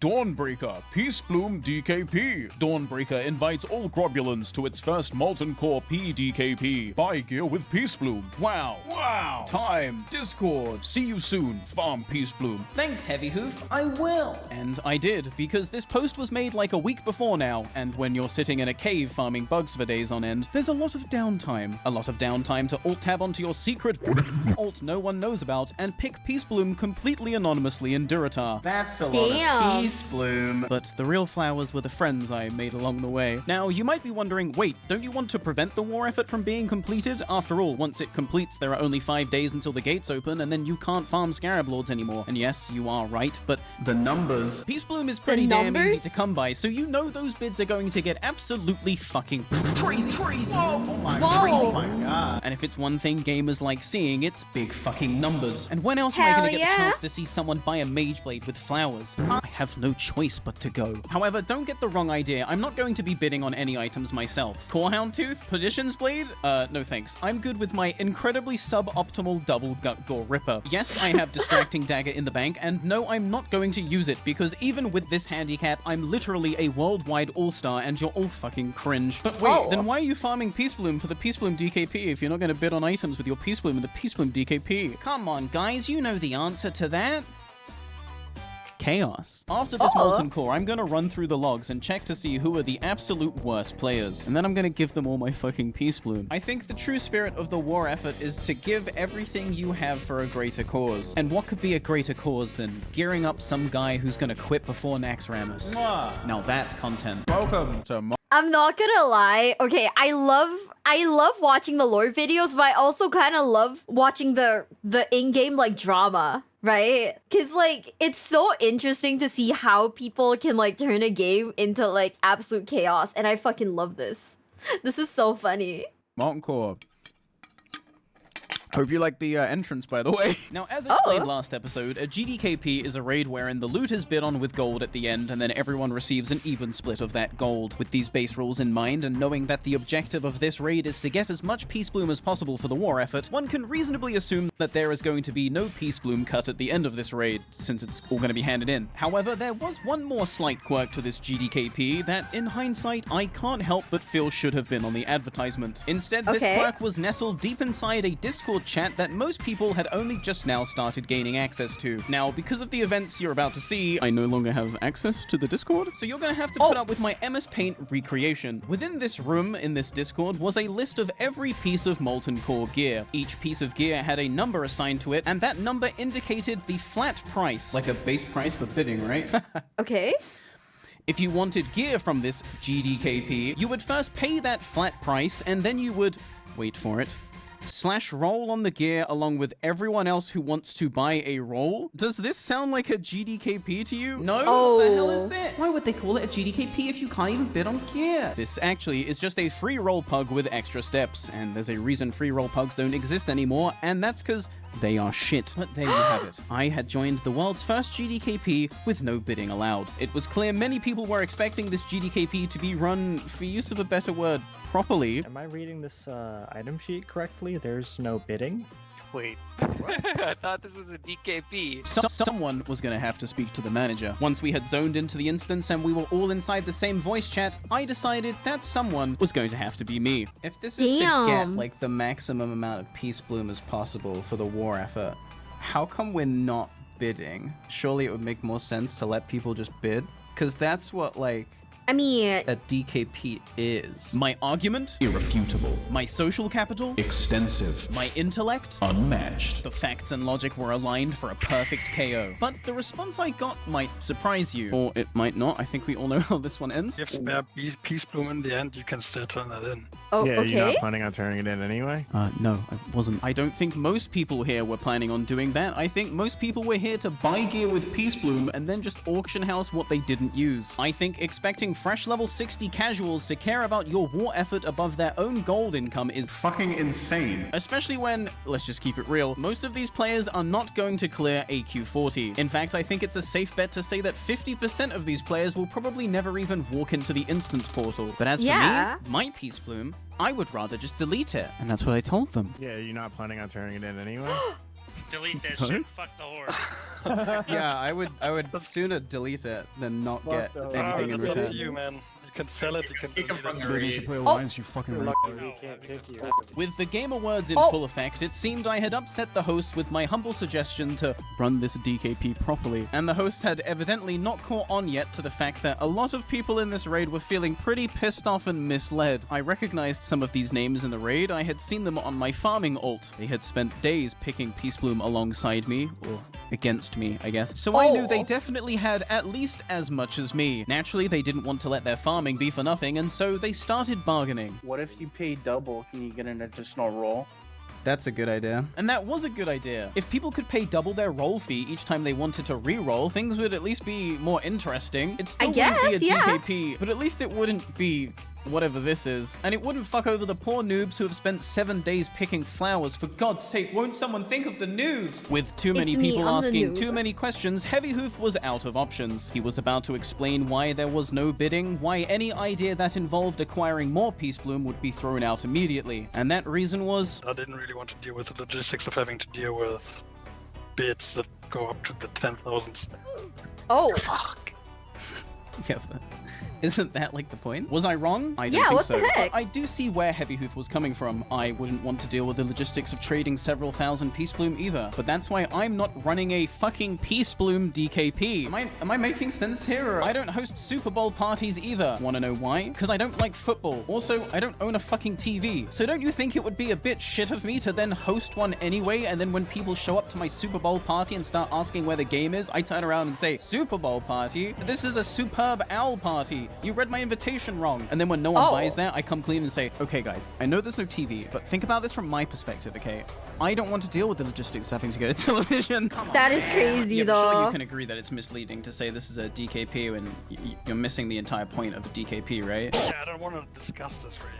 No, the point was to get people to fucking farm Peace Bloom and then turn it in. So if you want to go turn it in, go turn it in. We're gonna raid MC and then have fun. So if you don't like it, get the fuck out. Oh, damn. No, we're good, dude. Like, you're just making this shit take longer. So we're gonna go ahead and do it. Okay, but one more question. Do you guys think Heavy Hoof is acting sus? Well, if you don't like it, feel free to leave. If I leave, will you answer the question? It's a stupid fucking question. I don't think so. Perfect. Well, we all do. Guys. These vibes were fucking rancid. So terrible, in fact, that given the choice between experiencing my first change of scenery in 2 weeks and farming bugs, I picked the bugs. Get me the fuck out of here. You lame. Hi. Hold on, 1 sec. Yo, Barney, how was the Peace Bloom GDKP, dude? Not good, you guys.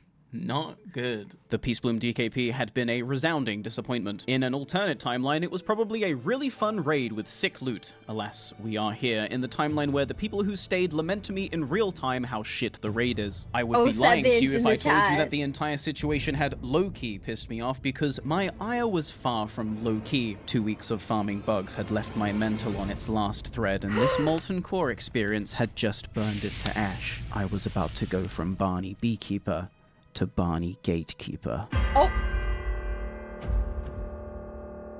We're out here gatekeeping now, guys.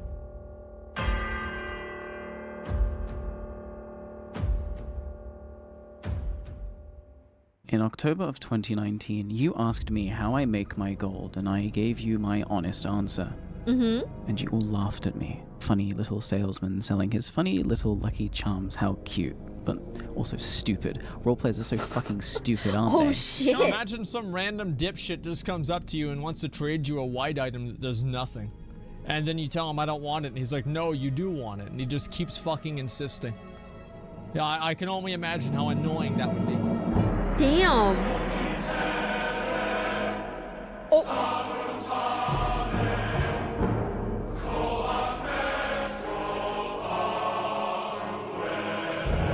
This is the Beekeeper fortune. Depending on who you ask, this is either blood money acquired through the peddling of useless items, or the life savings of an idiot commodifying forces above his understanding. I personally think my overexposure to dragons is to blame, because more and more I find myself compulsed to hoard gold. With each month I seem to double my charm output with no end in sight, but I digress. Up until now I had remained a passive player in the war effort, but no more. I was going to use every single piece of gold I had to delay that gate from opening for as long as I possibly could.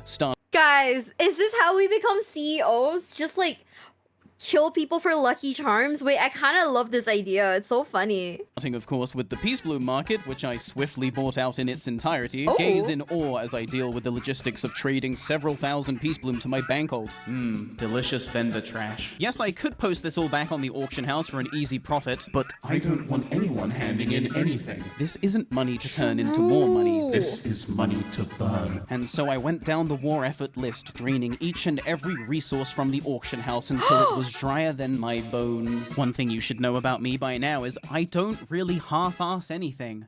Which is why I then took a flight path straight to Gadget Sand to clean out the neutral auction house as well. As I pulled up alongside a gnome mage and made my search for linen bandages, the current hot item, I found a bunch of listings for 1 copper each. Well, that's good timing. As I started to buy them, I found that someone else was buying them at the same time as me, so I instead started from the bottom and worked my way up. It was at this point that I got a whisper. Those are for the Alliance, dude. Stop buying them. Was the gnome next to me buying these auctions from a I'm horde just player? saying. I'm just saying. Wouldn't stop me. Sounds like collusion to me. I'd have to double my purchasing speeds lest our pure roleplay server fall victim to yet more game-breaking collusion. Question mark? I responded. The linen cloths you just bought for 1 copper a stack are for the Alliance war effort. Okay, cool. They can buy them from me for a higher price then. This, of course, was a lie. I obviously wasn't planning on reselling anything, but I said this because I knew it would piss him off. Fuck you. I tried to respond, but they put me on ignore. They then went and cried about it on the Grobulus Discord, stating, Shout out to Barny B from Final Boss for buying the bandages and raising the price on them.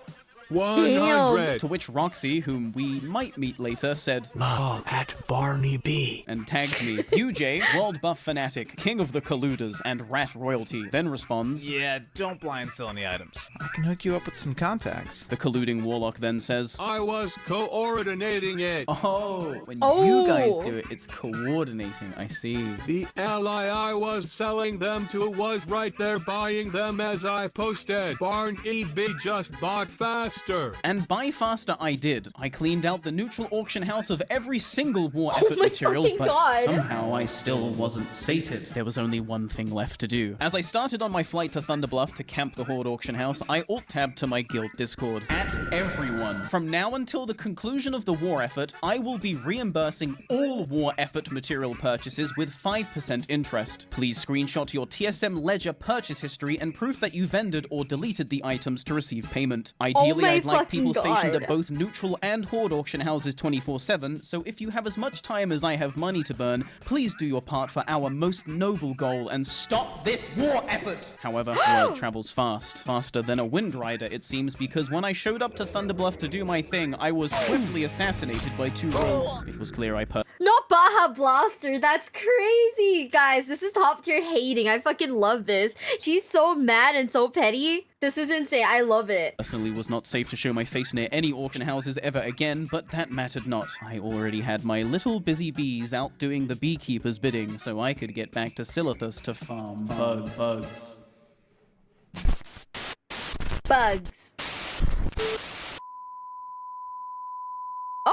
And then my computer crashed because my hard drive had failed. The hard drive containing every single piece of footage I recorded for this event thus far, now inaccessible.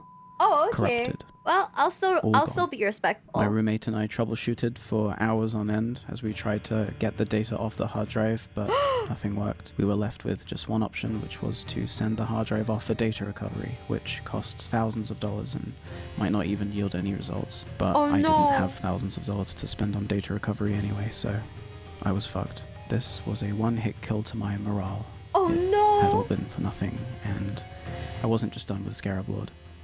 I was done with World of Warcraft. I picked up my phone and opened Discord to let my GM know I was quitting. Oh shit. He had already messaged me first. A link to the Scarab Lord list. It had been updated. My selfless dedication to the cause had not gone unnoticed, and given that Final Boss runs on a merit-based system, the Scarab Lord target list had undergone some renovations. I was now no longer number 18 on the list. I had been bumped up quite a few places to number 11. Holy shit, this might actually be doable. I glanced down at my computer, inside of which lay a rotting, inaccessible hard drive. I may have lost everything that came before, but I can still show you how this finishes. I plugged in a 3 terabyte external hard drive and re-downloaded World of Warcraft, because I made a promise. Hell yeah, guys! Guys, this is so stressful. Why am I stressed out? I'm not even Barny. Oh my god. By the way, I fell through the map into Caverns of Time and I can't get out, so if anyone could send help, I'd really appreciate it. Please send help. I can't leave. Hell yeah. You're not getting out. I'm fucking stuck. Like, I'm actually fucking stuck. You're gonna stay stuck. You ain't getting out of that shit. I've got 11 minutes on my Hearthstone as well. This is actually tragic. I don't know what to do. I'm sorry, man. I'm about to head out, so. No, you can't leave me. You can't leave me alone in the caverns of time. Sorry, man. I don't know what to tell you. Like, I really do have business to attend to. I'm sure you do. I'll see you later. He really left. I can't believe this. Okay, This is so I guess I'll just tragic. Look around then. I've heard tales of a cavern deep, where timelines converge and dragons sleep. If on your journey this place you meet, do not eat the sand. Do not eat the Turn sand? and run, do not delve down. Leave at once, forget what's found. And pray you do not make a sound. Okay. Do not eat the sand. Temporal sickness, a fractured mind, are all that await should you try to peer into the depths of time. Do not eat the sand. Alas, no, I've seen it all. And in this timeline, as I recall, on deaf ears my warnings fall. Because you eat the sand. Aww. Man, I don't even.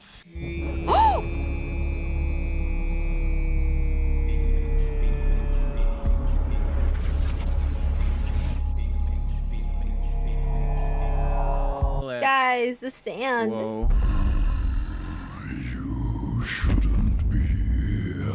Oh, that's a big dragon. Listen, I actually didn't want to be here in the first place. I fell through the ceiling. I was fighting a warlock. Ooh. Come on, I promise this is the truth. Yes, most visitors relay some version of that tale to me. Oh, thank God. See, It has never saved anyone before. Oh, what? Well, then I can be the first. You don't have to eat me. You could just give me, a lifelong ban. Until next expansion, because I do need to come back here for 2 dungeons and a raid. You're a funny one, aren't you? Oh, I don't know. Oh, 7, guys. Expansion, he says. Yeah? As a rogue. Yeah? You did not see everything. Hello? Damn. Can I just leave then? What does that mean? Hey, I saw what would have happened if I... Forget. Oh, see, that has your attention. Hey, what if I was to eat them? You must never meet them. I said eat them? My cavern is not the shortcut to you learning the arcane arts. Oh, so you do think it would work? Leave immediately. Yeah, I'm gone. Hearthstone away! What the heck? That one's going to be trouble. Starring Barny Beekeeper.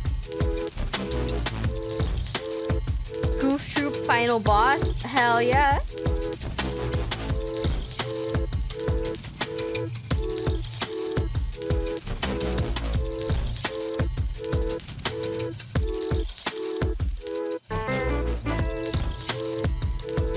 Data recovery by Western Digital. So someone actually did help her with like the data recovery. That's good.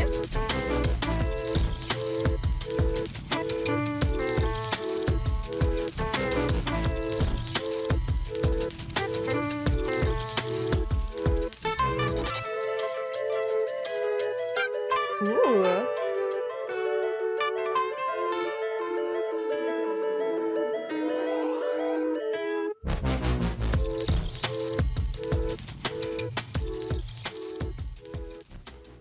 Oh, if it isn't my favorite regular, good to see you again. What'll it be, the usual? They should really call me Barny Barkeeper, right?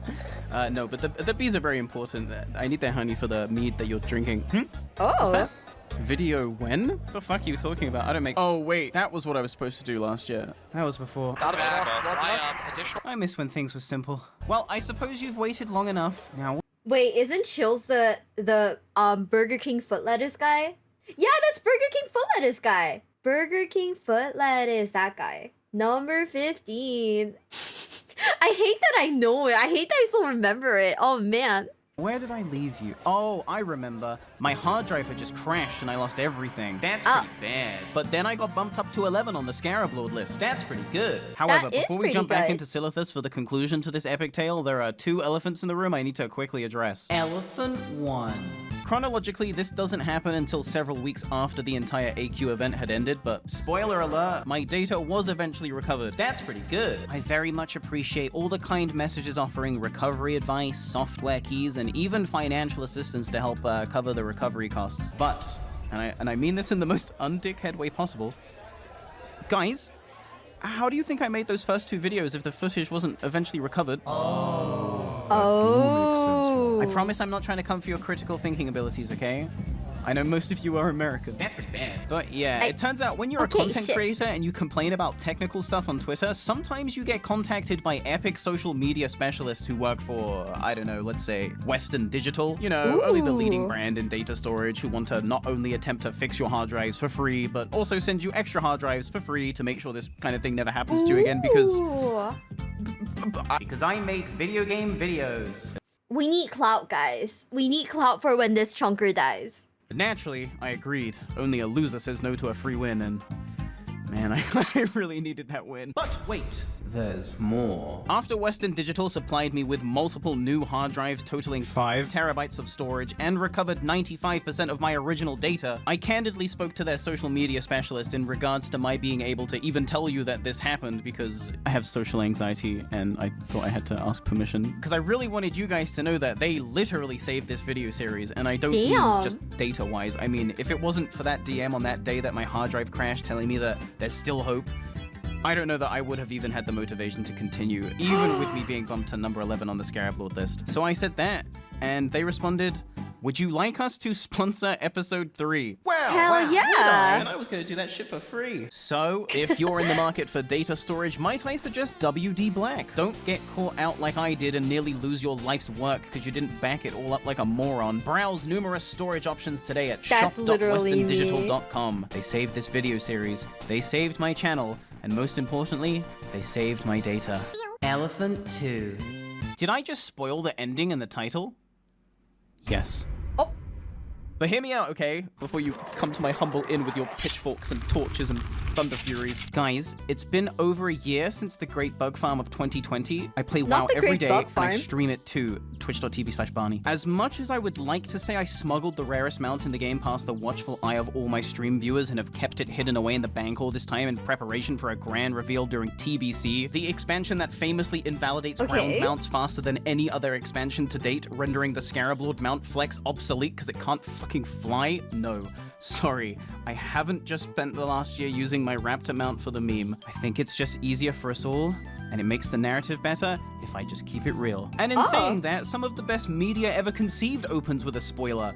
Romeo and Juliet, Pulp Fiction, This Is Cope. But even so, I made a promise that I would see this event, this video series, this journey right through to its conclusion. And this is not where I gave up. Look at how long this fucking video is. You know I've been cooking up a good one. It might not have the ending some of us wanted, but in life, you gotta push that lucky charm until you can push it no further, because even if you don't sell it, they still have to show their back to walk away. This is the tale of a rogue who stood up against the odds, spat in the face of fate and said, "My failure is on my own terms." This is the tale of a rogue who struggled to the bitter end, giving nothing but 100% at every opportunity so that even defeat might be a proud moment. This is the tale of the rogue who ran out of time. This is so motivational. And of course, our story continues in Silithus. Wow. Boy, am I sick of this fucking desert. I had just reinstalled World of Warcraft onto a Sea of Thieves external hard drive I won in a Twitter contest for posting the funniest Sea of Thieves clip. Barny Beekeeper Scholars will in the future refer to this moment in my streaming career as foreshadowing Scarab Lord events, but I'd argue obtaining free hard drives due to funny internet video is just a character trait at this point and less of a narrative that I'm controlling, but I digress. I was back and ready to because there is no end to my suffering, hee. But when I logged in, I found Silithid horrors untold. Not the Silithid horrors. I don't mean the bugs. Oh my god, I have no add-ons. But that was not all. Oh my god, even if I re-download them, I won't have their settings saved. But that was still not all. By the way, the gates open in 5 days. Wait, what? Oh! Remember how me and a bunch of my busy bees were using my untold riches to gatekeep the war effort's completion? Well, with me offline for a whole 24 hours trying to fix my hard drive, there was no one left to provide gold to the auction house sitters, which means that the war effort had been completed. There was now 5 days exactly until the gates would inevitably open, and there were still 3 Scarab Lords ahead of me. I was running out of time.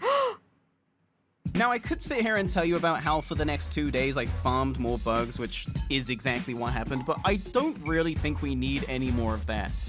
At least for now. Instead, I'd rather tell you about some of the notable people I met during my time in Silithus. Starting, of course, with... Need a hitman?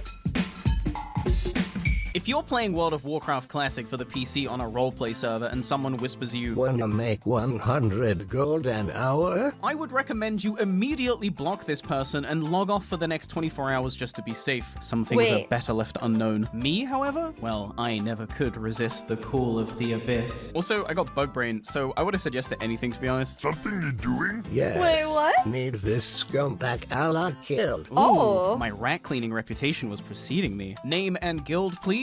I responded. Even though neither of these things actually mattered, I was trying to imply that there were certain Alliance members I wouldn't kill, especially since at this point we were leaning heavily into the collusion memes, even going as far as to leak submission form 1072C to Reddit, which implied we would have to ask permission from an officer before being allowed to PvP anyone else. Name is General Spider in TOW. He is in the S-hole in Ashy. Wait, Hive Ashy? Oh no. There are very few blind spots in my bug farming timeline, but none so big as my Hive Ashy blind spot, and for good reason. Hive Ashy was consistently swarming with Alliance throughout the entire event. Alliance we had pushed out of Regal weeks prior, Alliance who were molding over the collusion, Alliance who would absolutely kill me on sight were I to show up.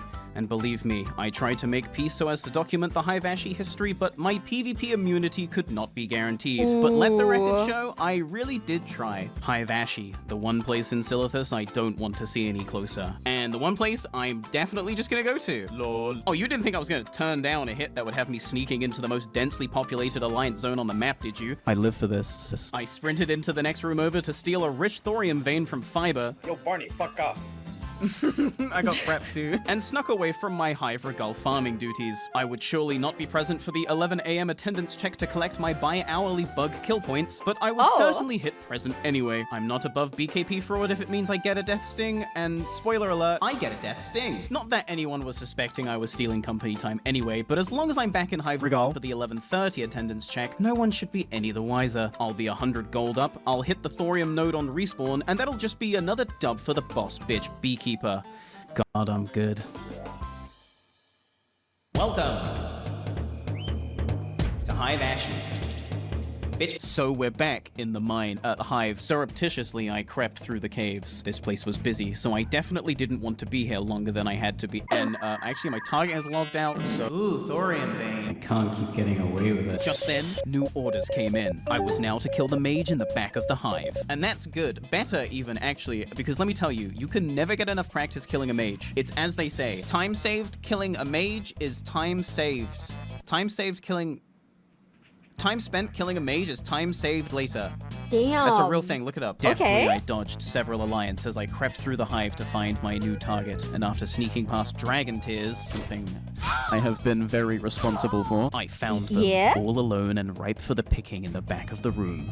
Olmo. I activated Cold Blood for a guaranteed crit and near enough cut the mage's bussy clean off with one swing. Not the bussy! The mage attempts a blink getaway, but unfortunately for them, this is a certified solved matchup. And I'm always 10 steps ahead. Like that blind, for example. That's to bring out the predictable ice block, all according to plan. Now all I have to do is wait out this ice block and predict the final blink. And because time always has a way of ending up on my side, I know the mage is going to blink in this direction. Oh, that's not good. I had been bamboozled by the blink. And now with the mage running out of the Hive screaming for help, it would no doubt be mere seconds before everyone collapsed on their location. I activated prep to reset my cooldowns, activated Cold Blood, and sprinted after them. Slowing down the footage, you can see I actually pathed right through a Night Elf rogue. As we made it back to the surface, Olmo was allowed one last look at the sunset before I secured that bag. But I wasn't out of the woods yet. A mage with surprisingly good reactions caught me out of my vanish, and with no prep to reset my cooldowns and no sprint to escape the Frost Nova, I was a sitting duck. I had to think fast. Okay, download complete. Check this out. Okay.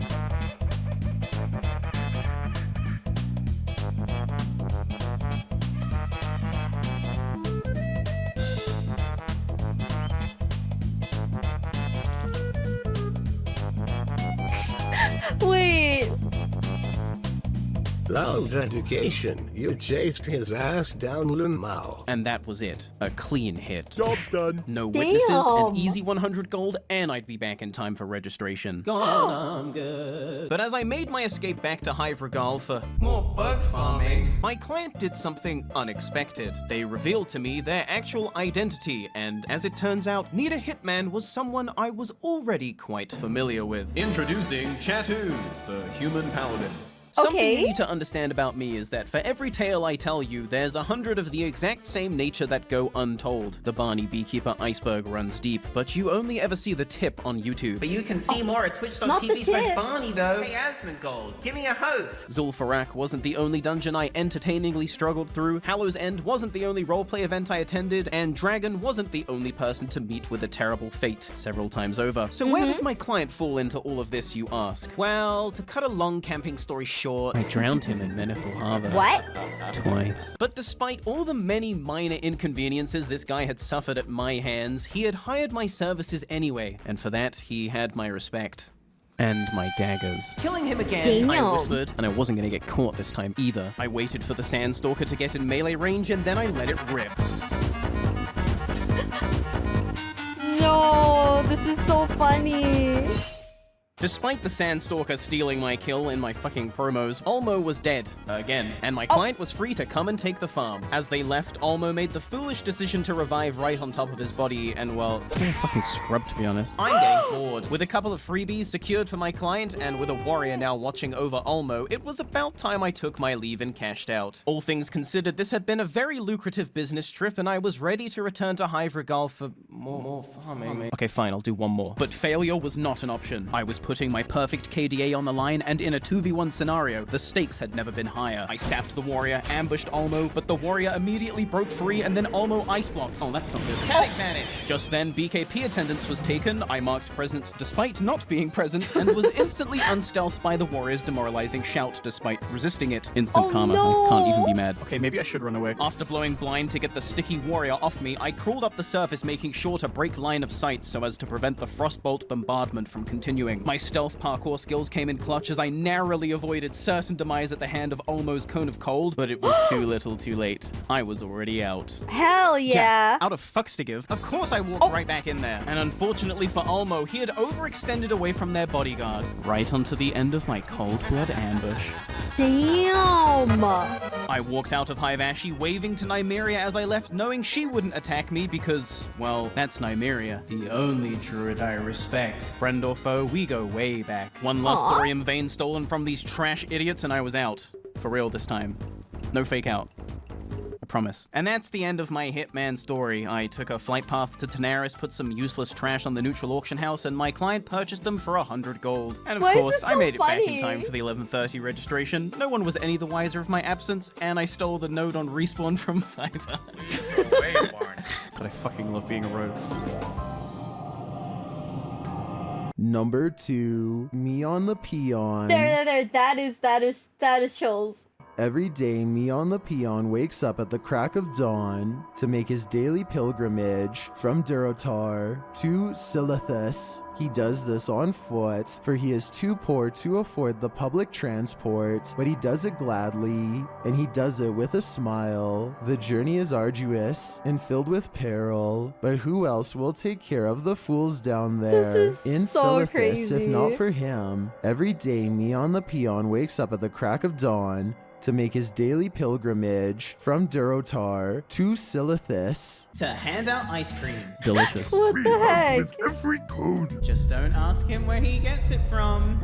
When I first heard of me on the peon in general chat, I assumed he was just another hallucination, another symptom of the bug brain virus. But then one day I was so hungry and so hot. Oh man, ice cream sounds so good right now. In that moment, I cried out, Help me, Meon. and there he was. Bad bug. No hurt, Barny. Meon's helping me kill the mob. He had Hell saved my yeah. life and came bearing gifts of frozen cream. I thought it only fair to trade a carapace fragment in return. Now Meon can be Bug King. I don't know if Meon the Peon ever became a Bug King, but he is forever a grobulous hero. And also the only person the subreddit has ever liked, including me. Like, no one's making nice memes about me, man. All I get is this shit. And it's all fucking true, like... You know how in Minecraft when the This is sun so goes down, all funny. the monsters come out and it's just fucking awful? Well, when the sun went down in Silithus, Neki and Baja Blaster would come out to play every night without fail. Because, as it turns out, a certain Collusion King may or may not have placed a hit on me to counteract my attempts to keep the gates closed. Those same rogues that assassinated me at every auction house I attempted to fleece had now resolved to just straight camping me if I left my own hive. It was, in short, a living hell. Fortunately, this is where my enigmatic shaman tank friend, Hanging Haze, comes into the picture. And yes, I said shaman tank, so you already know what kind of player we're dealing with here. Every so often, Hanging Haze sends me mail, and whenever I receive mail from him, I know I'm in for some shit because he seems to exclusively send meme items I've never even seen before. Potions that make you astrally project, dice roll trinkets, and discombobulators are all par for the course when Hanging Haze is involved. Hell, even recently in TBC, he gifted me 2 rings which have a chance to freeze your attacker for several seconds, and urged me to do arena with both equipped. Great idea, by the way. So when he heard I was being camped on the daily, or nightly I guess, he did what every good shaman friend would do. He gifted me the Portals deck. Dearest Barny Beekeeper, I won't always be there to guard you, blah blah blah, so please do me a favor, keep this trinket with you. They say if you ever fall in battle, this card can bring you back from the Shadowlands. If you're lucky enough, that is. Now, whilst the trinket doesn't always work, it has absolutely turned the tide of battle more times than I can even count at this point. The item description says it's only a 10% reincarnation rate, but this item procs so much for me, I don't think I will ever go anywhere without it again. Rule 1 of being a rogue is don't fucking die, and with this trinket, I'm unstoppable. This is crazy. They definitely just heard that. These items aren't cheap. Damn. No, I was recording something. Okay, thank you. Oh my god! The delivery person heard it.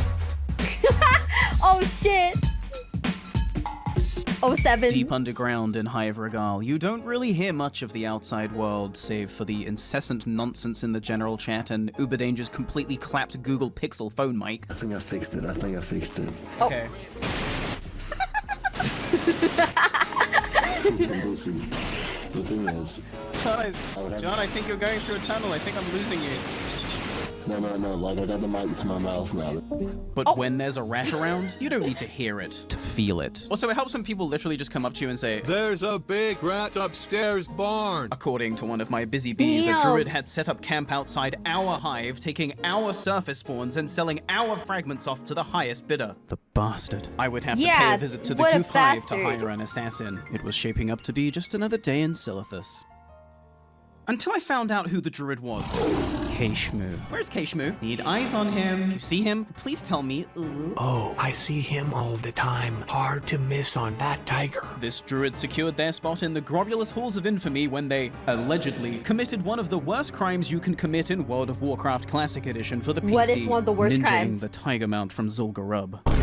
What does that mean? For those who don't know, the list of rarest obtainable mounts in Classic goes a little something like this. And I'm leaving the Scarab Lord mount off this list, so untype that comment, you fucking loser. At the bottom you have your complete basic Pislo racial mounts, the slow and fast variations. I'm not explaining what these are. Above those are the Warlock and Paladin special quest class mounts. Who wrote this fucking script? Side note, the Paladin mount is technically rarer than the Warlock mount because in Classic only the Alliance can play Paladin, so therefore there's less of them. You see what I'm saying? Above those are the PvP war mounts, which require rank 11 to purchase, which isn't terribly difficult to obtain, but it's definitely a time sink. And then above those is the Winterspring Frost Saber, a mount which can only be obtained by the Alliance, Fringe, and requires completion of a tedious hand-in based rep farm, which has you kill specific mobs in a highly contested zone. That sounds familiar. And then above that is the stealing loot when looting is of the ethical way. Oh, okay. Death Charger, a 1% drop from Baron Rivendare, the final boss of the endgame dungeon Stratholm. And then finally we have the Zul'Gurub mounts, the rarest obtainable mounts in Classic. Again, not including Scarab Lord mount. Don't type that comment, you're so dumb. These are of course 1% drops from High Priest Thekal and Bloodlord Manakir within the Zul'Gurub raid. But their rarity is only half the reason why they're so coveted. For the Alliance, the Swift Razashi Raptor is the only raptor they can obtain in the game, and inversely, the Swift Zulian Tiger is the only tiger mount the Horde can ride. So you can see why ninjaing one of these mounts would be a pretty big deal, especially if it was the tiger mount ninja captured from a Horde raid group. But despite the ninja allegations, the final verdict was that Keishmu was innocent because, technically, he didn't really steal it. The loot just timed out in his bag because he was the master looter in a ZG GDKP. Now, I personally have never been to a ZG GDKP which took longer than like 45 minutes. So you're telling me this group took more than 2 hours after killing the Tiger boss? Sus. There are whispers and rumors on the wind that Keishmu secretly sabotaged the raid to encourage the loot timer to run out before they were done. But I digress. This isn't even my beef with Keishmu to begin with. It's not my mount. It's not my problem. I don't care. The Tiger mount looks awful anyway, if you ask me. Also, every time I go to ZG on stream, both mounts seem to drop anyway. Like, wow, you guys are really missing out. Twitch.tv/Barny. I'm gonna keep plugging my stream until you show up. No, you see, my beef with Keishmu goes back. Way back. Back before Zul'Garab, back before I was even raiding, back before people had even taken notice of my superior World of Warcraft content. My beef goes back to... I had just failed to complete a lower Blackrock Spire run after a hunter had ninja looted the Robe of the Archmage pattern away from the group's mage. The group's mage was also the person that brought the healer and tank with him, so it was GG no re. I hearthed to Kargath, invited a friend from guild who was looking to start a dungeon, and this is where our story begins. Now, because I'm actually trying to finish these fucking dungeons, I had the genius idea to get everyone to say they agree to not needing on BOEs unless they're an actual upgrade before the run would even begin. That way, if someone did ninja something, I would have the evidence necessary to put their reputation in the mud. With an idea this good, nothing could possibly go wrong. Sure, I agree. Smiley face. After a brief discussion on where we each needed to go, we settled on Scholarments, and I jumped into looking for group to fill the party. Less than 10 minutes later, the job was already done because, man, Phase 1 WoW Classic was... Oh, what a magical time to be a gamer. And each and every party member has agreed to my no needing on BOEs that aren't an upgrade for your class rules, so this is gonna be really good. Betrayal joins the party. Another 10 minutes pass, and I show up to Scholarments alongside the Warlock and the Shaman. With my patented, God, I fucking love being a rogue move, I unlock the door, which is lucky because no one else in this party actually had the key to the door. Without me, entrance to this dungeon would require completion of a 5-part quest chain, a quest chain which requires completion of another separate quest chain to even begin. It's like a 3-hour ordeal. I've never done it. Damn. I play rogue. But what can I say? I came prepared with max lockpicking because I'm a team player. These gamers were lucky to have ended up in my group. Some more than others. We summon the rest of the group and head inside for what would unravel to be one of the smoothest dungeon experiences I had had up to this point in the game. I mean, this Shaman was dropping Wind Fury. I already poisoned my main hand though. Without a single death, we cleared the first room, the mini-boss, the second room, the secret blood ritual boss, and the third room. I don't think I've ever been in a dungeon group this good. Even when clearing out the basement, the uncontested worst part of the dungeon, we didn't flinch. 9 parties out of 10 might skip this room and its boss, but not us. For we were 5 Chad Alpha hardcore WoW gamers in their prime, ahead of the curve and thriving. We took that momentum and plowed through the hatchery and into Rattlegor's domain. This trash is known to slap, but I slap harder, bitch. Damn. My parents. And then my Shadowcraft boots dropped. For those not in the know, these boots are part of the Rogue class-specific dungeon set, which, after collecting every piece and doing a eventually upgrades into the Dark Mantle set, which is just completely broken. I roll a 100 and win the boots. This is my first ever time in Scholarments. A terrible omen. You see, I hadn't figured this out back then, but good luck and bad luck are actually the same thing. It's all just relative to your perspective. Shadowcraft boots on my first Scholarments was very lucky. Shadowcraft chest on my 206th Upper Blackrock Spire run was also very lucky when you really think about it. In the naive pursuit of good luck, I have cursed myself forevermore. I got what I wanted, and now it is all I can do but to bear witness to my fate and smile. Nice little upgrade. Oh, I'm scared for her now. Oh man, I'm scared for them. Holy shit. Hunter. Oh, that's Hunter loot? Oh. So naive back then. I wish there was some way to go back in time to warn you. I really do. I'm so undeserving of what's about to happen. Okay. I don't know what that is.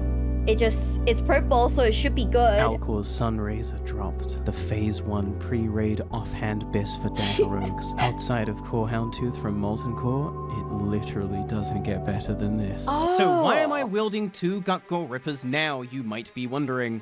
Because you got snubbed on Core Houndtooth, Perdition's Blade, for 10 months straight across 2 guilds, and everyone that actually ended up with those weapons quit or just couldn't outperform you. That's actually why.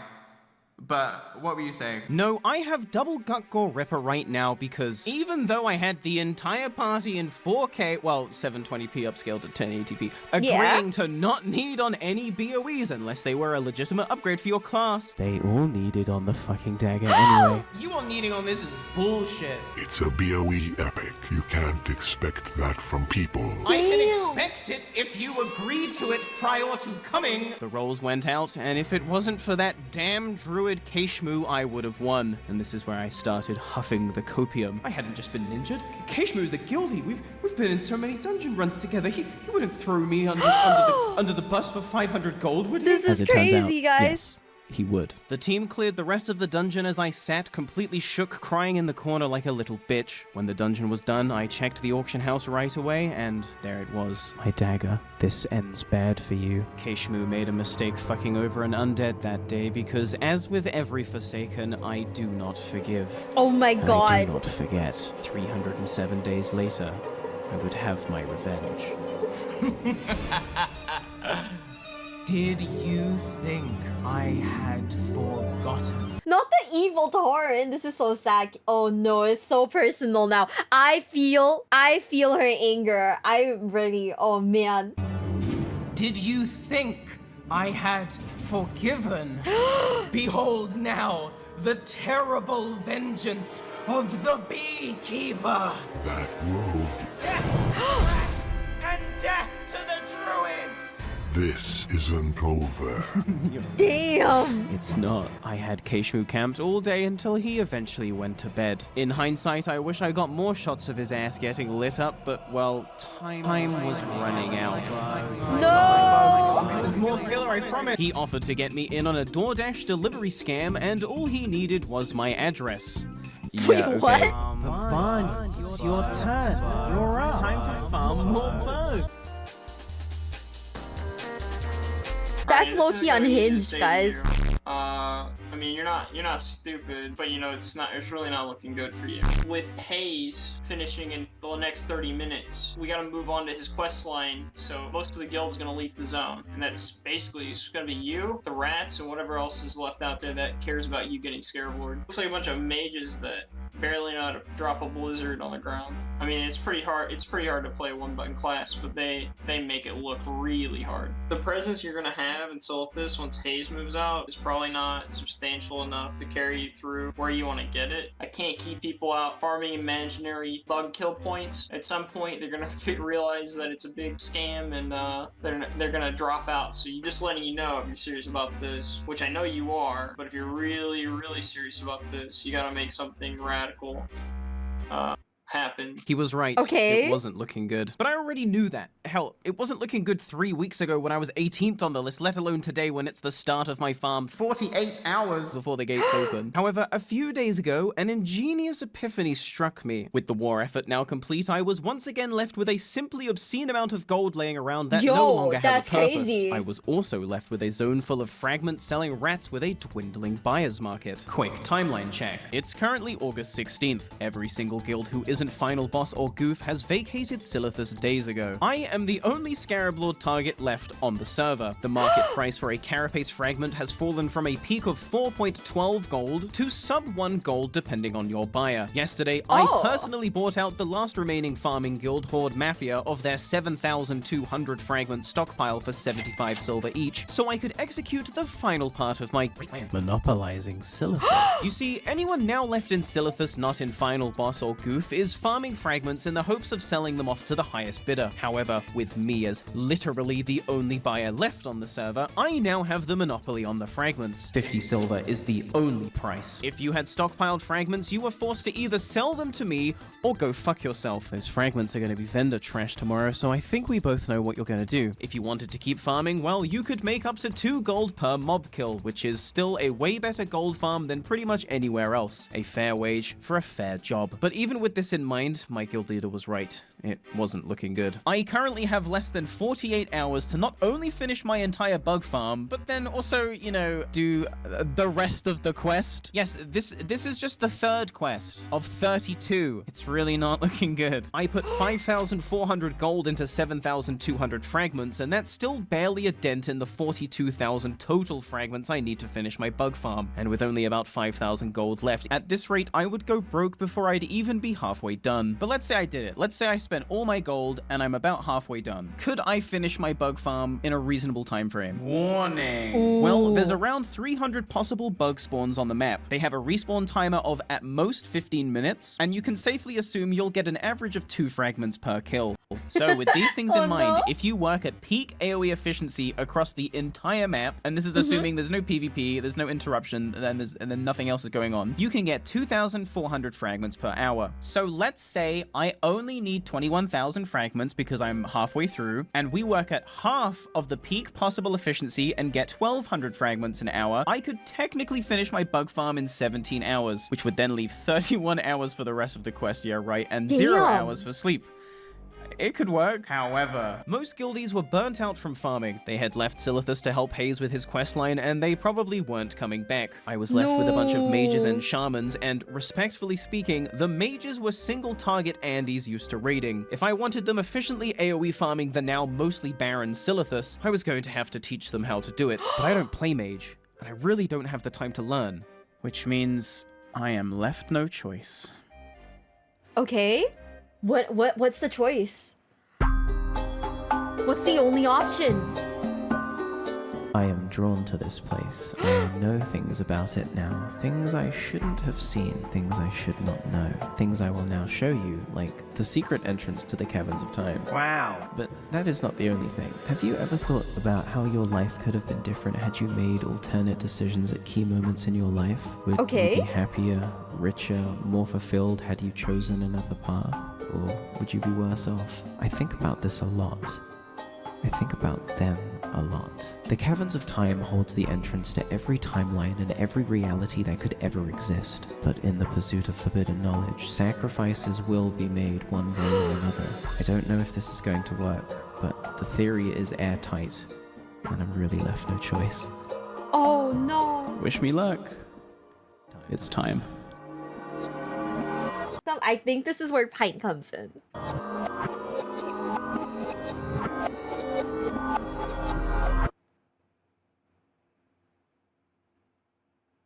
What you are witnessing here is a level 59 undead mage, 3 experience points away from level 60, about to enter Ironforge for the first time. And what better way to ding 60 than to parkour up the side of a giant mountain, drop down onto this unsuspecting level 8 night elf, and palm pyro him to the Shadow Realm.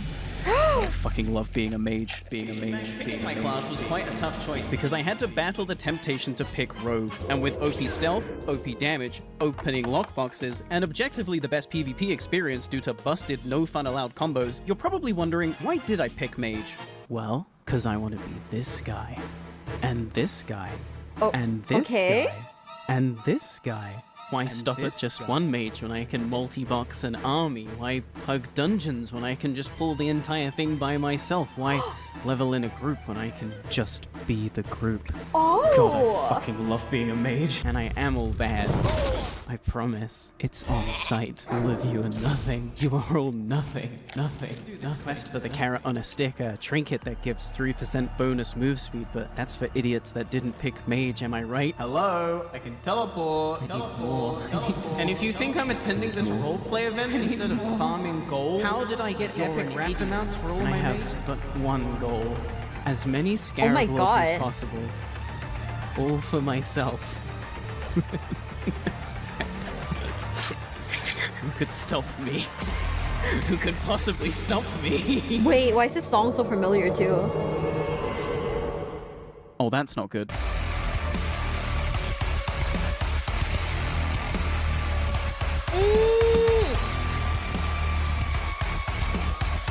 Here, it's CMC, you're right. You know, there was a part of me that thought maybe you would be smart enough to just not show up. Well, you know me. Shut up. Yeah, we're not gonna need any talking from you. See, I know why you're here, and you know I know why you're here, and I know you know that we've both seen this timeline play out, so before I kill you, let me ask you this. Why are you here? Alas, a rhetorical question I don't need an answer to because I already know the answer. Instead of not coming here and not dying like you could have done, you came here intentionally to die for one reason. Because you were never going to get Scarab Lord in the first place, were you? And you already saw it way back then. Way back then. And yet you still made all this fuss. The storm is approaching. All those empty promises. Oh, the sand really did make you delusional, didn't it? You saw the successful timelines and thought, why not me? Even though you knew from the start you were destined for failure. It would be admirable if it wasn't so fucking pathetic. So now you've come here to die like a coward in another timeline so that you might disappear a legend in your own and not have to face your own failure. God, you really are from the worst timeline, huh? Well, don't worry, little rogue. I promise, I'm achieving your dreams, our dreams, 100-fold. Every farming spot in the game is capped by me. Every dungeon booster is me. No mage can possibly hope to outbid me in any GDKP because I am the economy. And don't worry about me getting Scarab Lord. I've already farmed 50 scepters because I am Silithus. Even now as we speak, I'm efficiently farming all 3 hives and the spire. No one can stand against me. I am fully self-sufficient. The perfect single-player experience. Welcome to my world of Warcraft. And goodbye. And so ends the tale of Barny Beekeeper, the rogue who ran out of time. But as for me, well, I still have Scarab Lords to farm. This is so crazy. Which means all of you should have hearthed already. You know, you guys used to be a lot more responsive. Now you're just fucking useless. You're just useless. If I wasn't here, you would fall apart. And I suppose I better go check and see if they actually buried the dragon like I commanded them to. You just can't get the staff these days. I fucking hate it here. I hate it here, actually. Should have just not killed the priest me. Dearest Barny Beekeeper, I won't always be there to guard you, and the ancestors foretell you'll keep fighting even if I'm not there to heal. So please do me a favor and keep this trinket with you. They say if you ever fall in battle, this card can bring you back from the Shadowlands. If you're lucky enough, that is.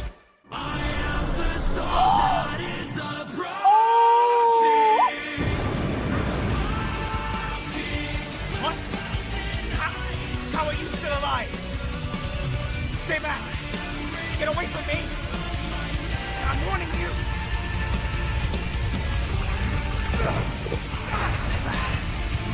It presses the demon. You wanna know something, Mage Me? I am weak. If I try to solo even one elite mob in Silithus, I have to use all my cooldowns, and even then I barely survive. But you know what makes it easier? Don't say it. My friends. Cringe. See, whilst you were at home studying the arcane, I was out partying on the overworld, in dungeons, at roleplay events, socializing. Cringe! You spent so much time alone that I bet you don't even know what a Wind Fury totem does, or what a Chain Heal feels like, am I right? My shaman always has my back, even if they're not here. But where are your mages now, huh? You sent them off to farm more meaningless gold so you can continue the loop of doing everything by yourself, and for what? So we're not meant to be able to do everything alone and on demand. The social aspect is part of the experience. The tedium of forming a group. The shitters, the leavers, the egos, the ninjas, and overcoming it all anyway. That's the point. That is the world of Warcraft. And the world isn't a perfect place.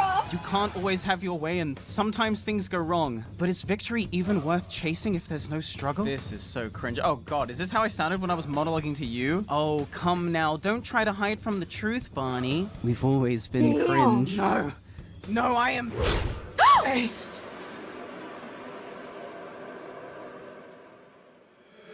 Based on what? Wait, Kuman? Thank you, stranger. With the horrible mage dead, my spirit can finally rest. Kuman! Goodbye. He killed Kuman? That's just messed up. I'm sorry, Kuman. I couldn't save you in this timeline. Oh, but you're not sorry you couldn't save me, huh? Why is there so many characters in this scene? Oh, it's me as a priest. Wait, a healer? Wow, I'm actually offended. No, I'm Shadow. Oh, that makes more sense. Wait, Shadow in Classic? Yikes. Okay, so I guess you're the rude one. Oh, that's how he silenced me. Yes, it's as we all theorized. Consuming the brain matter of yourself from another timeline grants you their memories. Which means if you eat his brain, you'll be able to understand mage stuff. I'll be able to lead my army of frost. Okay, Lich King, just interrupt me, I guess. You know what? You'll figure it out. My spirit is finally at peace, so I'm going. Bye. Dickhead. Damn. Oh, I like that guy. Okay, here I go cannibalizing again. Not the cannibalizing, just being a silly guy. Cannibalizing. Wait, it's that easy?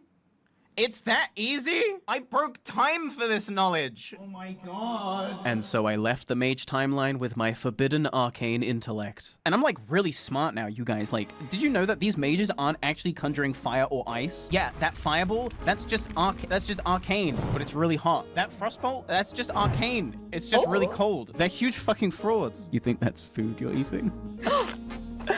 Okay, I should probably teach these fucking mages how to play. I gathered all the mages inside my hive, and lo, did I part with my forbidden AoE farming techniques that I definitely got from eating the brain of me from another timeline and not from Pint. Not from Pint. Nova? Blizzard? Yep. Arcane explosion. Okay. Now, is there a way that you might be able to simplify that? Just, not for me, but, you know, for these guys. Okay. Hello? It was a lot to take in. Some of these mages were a natural. Some of these mages were clowns. And some of these mages didn't make it at all. But after the AoE training was complete, my army of Thrust was ready. 48 hours left. It was time to farm bugs. Get them, Barny!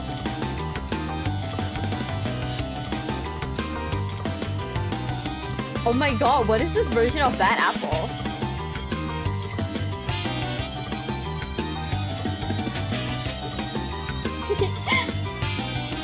Now I kind of want to play mage. Oh my god, do I have the brainworms?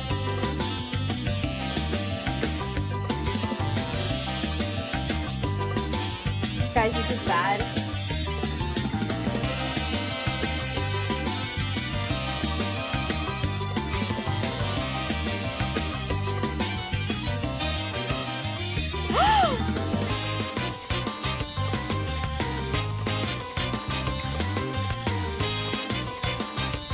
I feel like we've already determined I'm terrible when it comes to propaganda. Terrible when it comes to propaganda.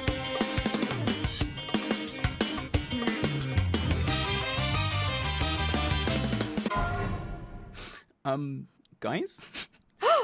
I might have miscounted. How many more do you need? We need 97 more. Let's go, Ashy. Let's go, people. Damn!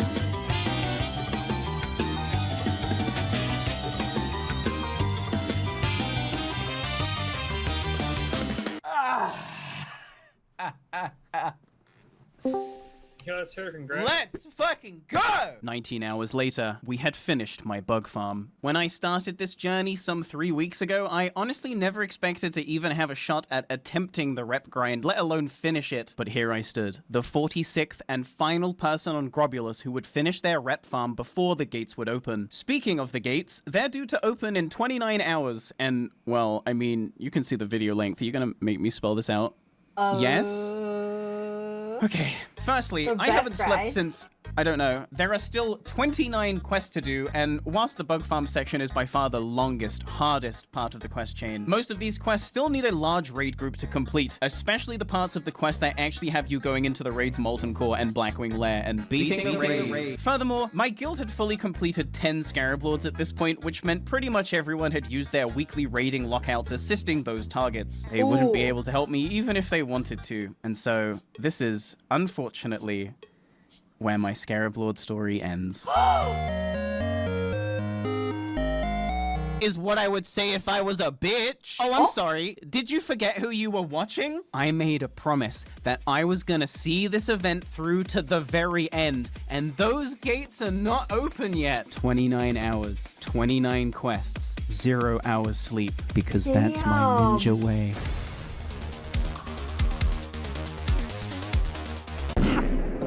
This is low-key stressful. Right? Subscribe Holy right now. shit. Subscribe. Let's watch my stream. Patreon.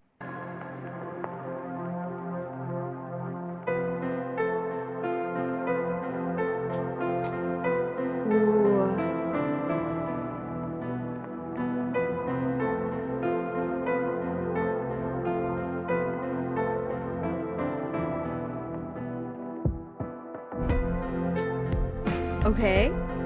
New intro, let's go.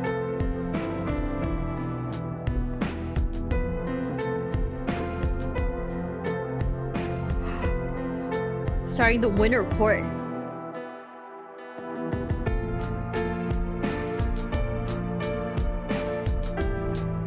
Who is the winter court though? That's my question.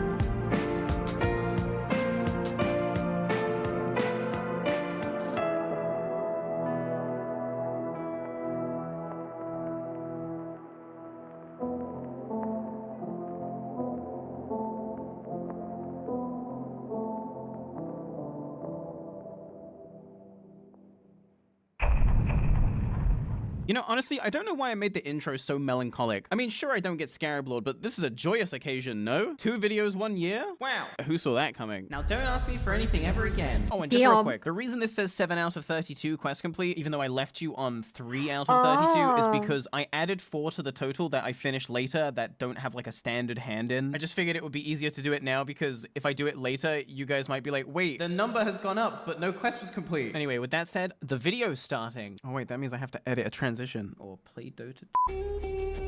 Welcome to the final episode. It is the 19th of August, 2020, 2:12 a.m. We join yours truly approaching the caverns of time outside of which Anachronos is waiting patiently to speak with us. Now that I have secured my reputation as the greatest bug slayer of all time, Anachronos is finally willing to stop being a child and talk to me. Like, do you not know who I am? I'm the main character of Grobulus. I literally grinded through 11 bug farms. This guy should be sucking my contrary to his neutral opinion of me though. Anachronos tells me I am the hope of Kalimdor, and then graciously offers me a terrible ring to aid in my travels. If there was ever any question that this game's design has always been malicious, this quest proves it. Wow, did you just beat the most insane grind we've ever put in the game? Nice. Here's your downgrade, dickhead. Quest complete. Next up, Anachronos says, hey, you know that red stone you keep ominously including in all your cinematics? Go check it out. So we go check it out, and that's when we get the lore dump I explained in episode 1. You guys remember that, right? With the bugs and the dragons and the useless archdruid smashing the scepter so no one can open the gates ever again. Yeah. Quest complete. I was then summoned back to Anachronos, and this is the point in the questline where it's revealed we need to be the ones to find those gems and rebuild that scepter, because Anachronos is too depressed to do it himself or something.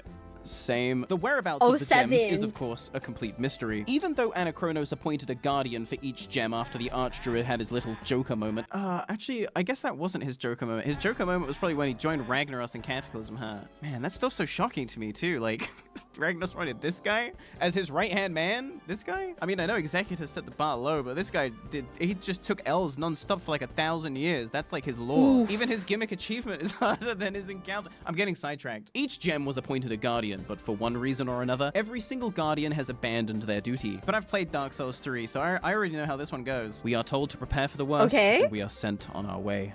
Quest complete. Quest complete, so this is the part where the questline breaks into 3 separate threads. Each thread follows the search for one of the 3 gems, and these can be done in any order. If you collect all 3 gems, you can bring them to Anachronos, and he will use them to craft the Scepter of the Fuck this.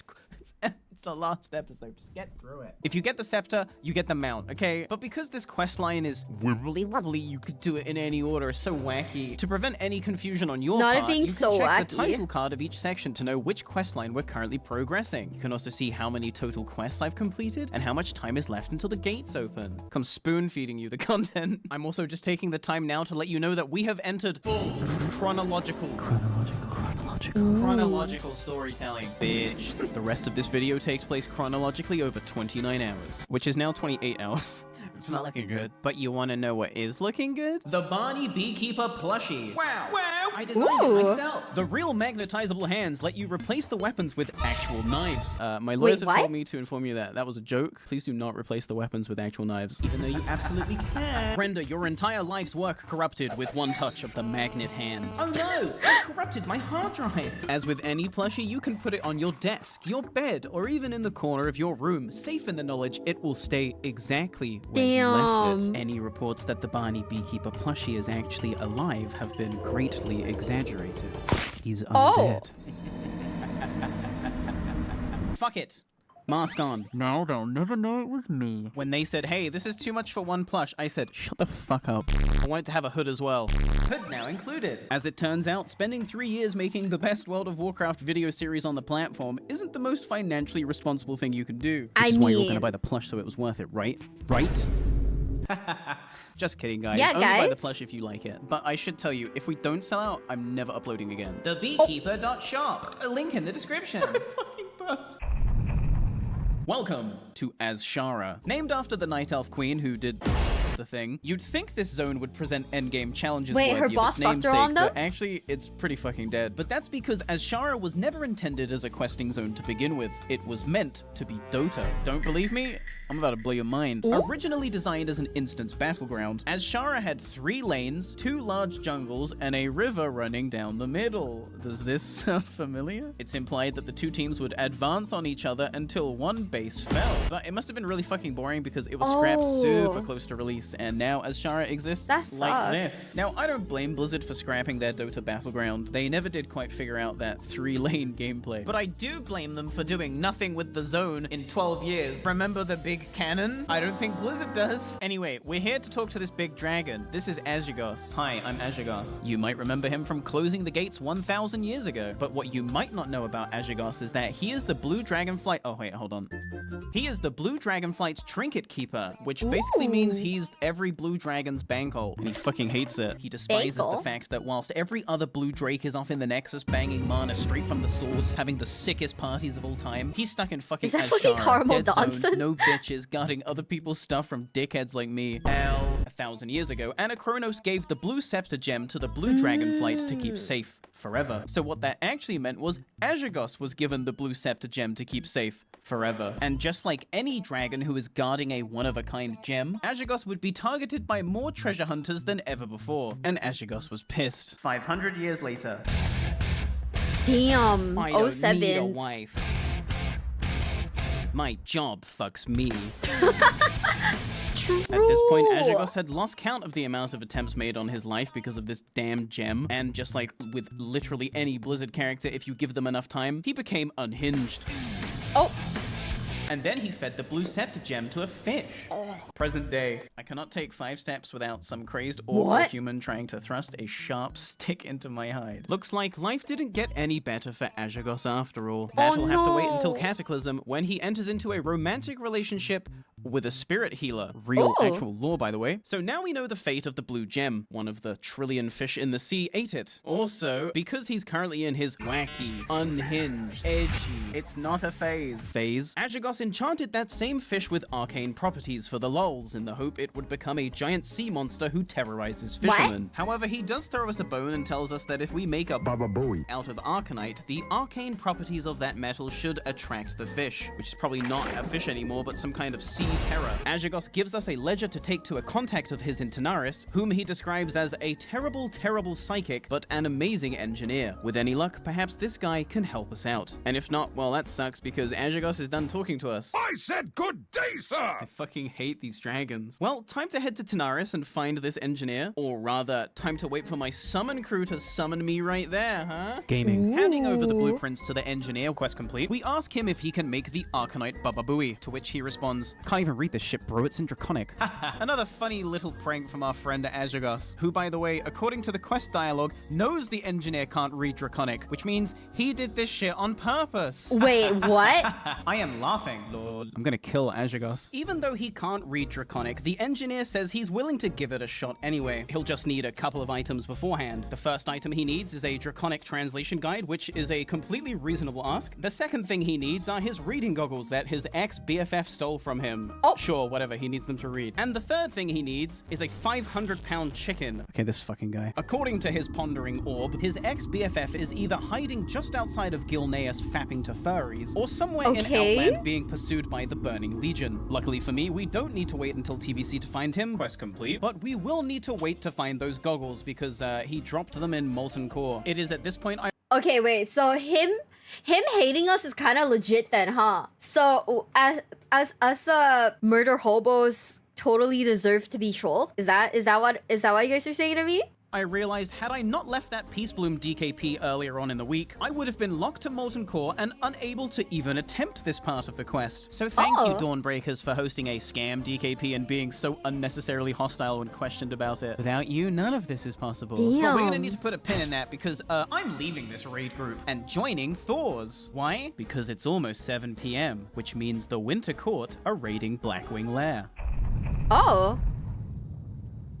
Among the 3 shards, the red shard is by far the easiest to obtain, as it was given to Nefarian, and I literally kick the shit out of this guy every week. But as I mentioned last episode, Hell the yeah? overwhelming majority of my guild are already locked to every raid after helping secure 10 Scarab Lords. If I wanted to attempt the segments of the questline that take place within raids, I would have to, and this is literally my guild's catchphrase, Figure it out. Figure it out. Figure it out. Figure it out. Figure it out. Damn. Figure it out. Figure it out. Yo, figure it out. Figure it out. And so I figured it out. In fact, I figured it out ahead of time, because I'm always numbers steps ahead. Yesterday, when I was still farming bugs, I was also reaching out to pretty much every guild and GDKP on the server who I knew was raiding tomorrow, to see if anyone could fit me into a Blackwing Lair run. I received only 2 responses back, and thus was given a choice. Not between 2 guilds per se, but between 2 different risks. You see, the red shard only drops from Nefarian if you beat Blackwing Lair within 5 hours of starting the second encounter. If you fail, you actually get a bad ending letter sent to your mailbox from Nefarian himself, where he basically just flames you for being too slow. It's pretty funny and completely deserved, to be honest. Okay. But therein lay the first guild's risk, a self-proclaimed casual guild that doesn't require wild buffs or even consumes to raid. As someone who is used to sweaty, pathetically optimized, no fun allowed, clear comms, sub 1 hour speedruns, I was no doubt hesitant to accept that offer. And then there was the second guild, a self-proclaimed hardcore guild who had the rep and logs to back it up. Clearing in time wasn't up for debate, so why did I hesitate to say yes? Well, I made a lot of enemies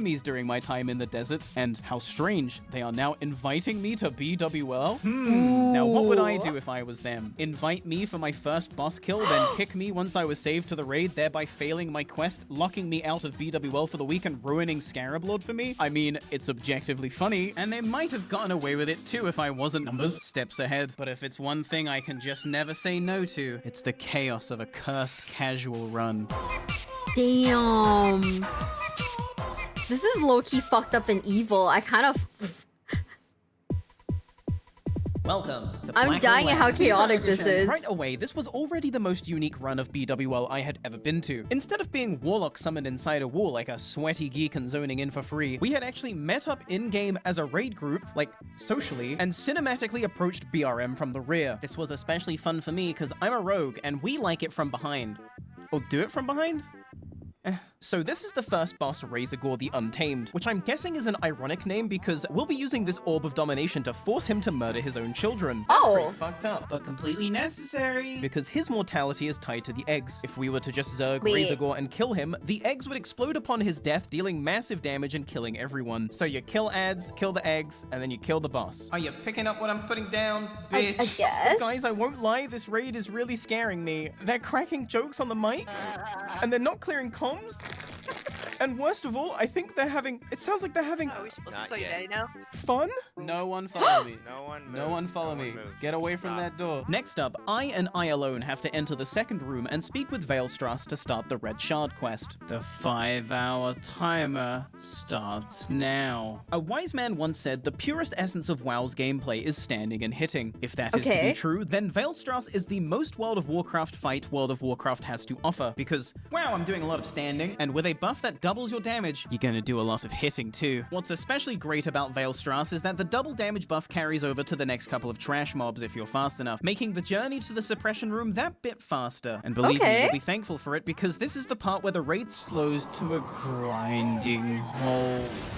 Welcome to the Suppression Room. Designed by Satan in Hell, this room features numerous traps which slow you by 90%. These traps can only be disarmed by rogues.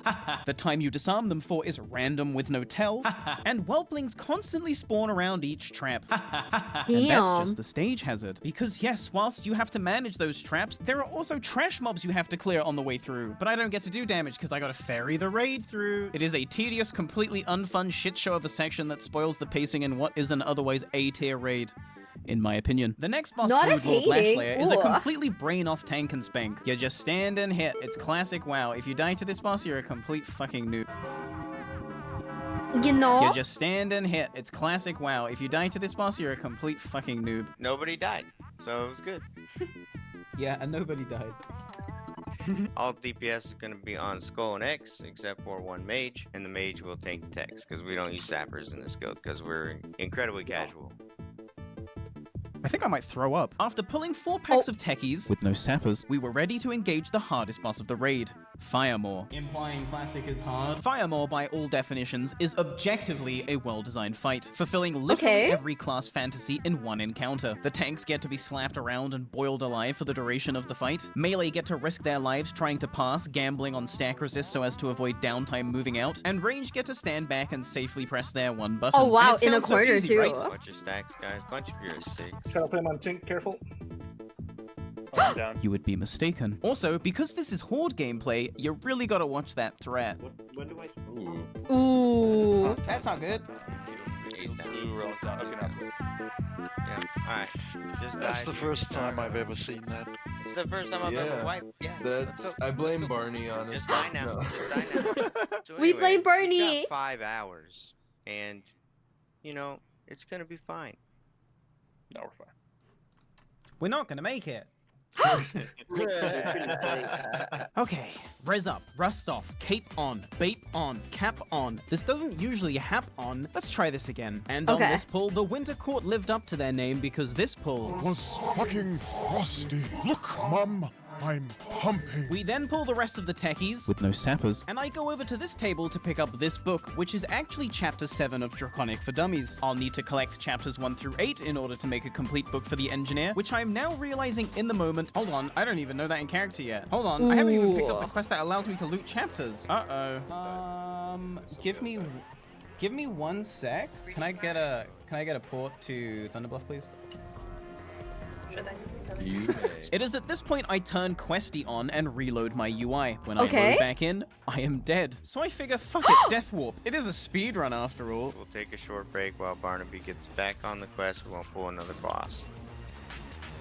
Shouldn't take that long. The part that Guys, we're not gonna make it. My summon team then summons me to a remote island off the southern coast of Tanaris, where the engineer supposedly buried a copy of Draconic for Dummies some years ago. When we dig up the book, quest complete, it actually turns out to be a ransom note addressed to the engineer. I figure the fastest way back to the engineer is to unstuck to the Gadget Sand graveyard and then walk north. Instead, Blizzard's patented go fuck yourself unstuck technology actually teleports me to Kargath. And my summon team have already hearthed to Silithus, so I get a summon to Silithus, fly to Tanarn, hand over the ransom note, quest complete, and then pick up the next quest. And this is where I realize in the footage, actually, I didn't even need to go on this tangent at all, and it will make sense why later. This has just been a certified idiot moment, but in fairness to me, I had not slept in like 20-something hours. If I got a little latency in the brain, you know why. Also, I literally traveled through time. We now return to Blackwing Lair.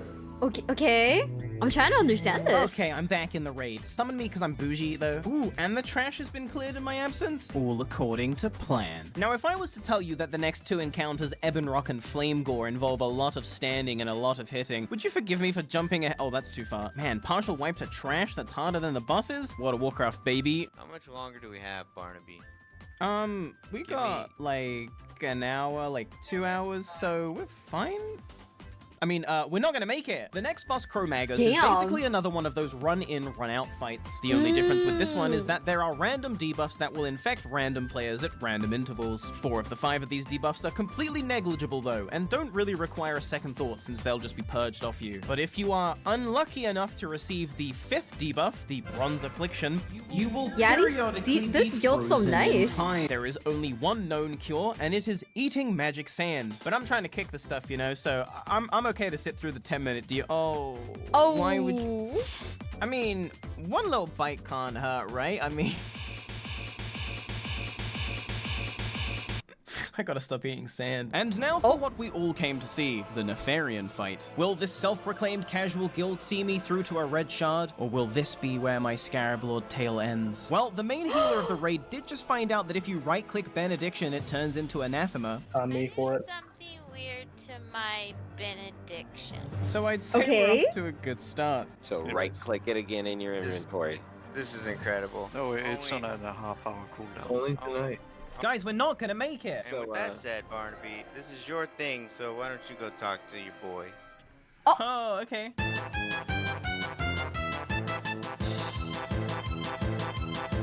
Of course, no final boss of any raid would be complete without the arbitrary minutes of killing ads before the main guy even shows up, but this phase is incredibly simple and is definitely not cause to freak out. So I have no idea why the people in Discord were freaking out so much. In fact, they were freaking out so much I heard my first Clear comms of the entire raid. And when the casual guild says clear comms, that's when you know things are bad. For those that don't know this fight, once you kill 40 ads, Nefarian descends upon the raid and covers the entire floor in fire. And if you're not wearing your Onyxia cloak, the fire will kill you in one shot. So tell me why the 5 minutes we spent doing loot prior to pulling the boss was not enough time for over half the raid to equip their Onyxia cloaks? We're not gonna make it. A lot of people have cloaks on. I do that as well. We were not ready. Now, you can stand behind the throne when the fire goes out, and this will avoid being hit, but it's generally considered rat behavior because you lose a bunch of uptime. Thankfully, though, we managed to get through the fire and the flames with 0 casualties. Nefarian now lands, someone rips aggro, and I die for their fucking sins. Somebody pop wreck and pull him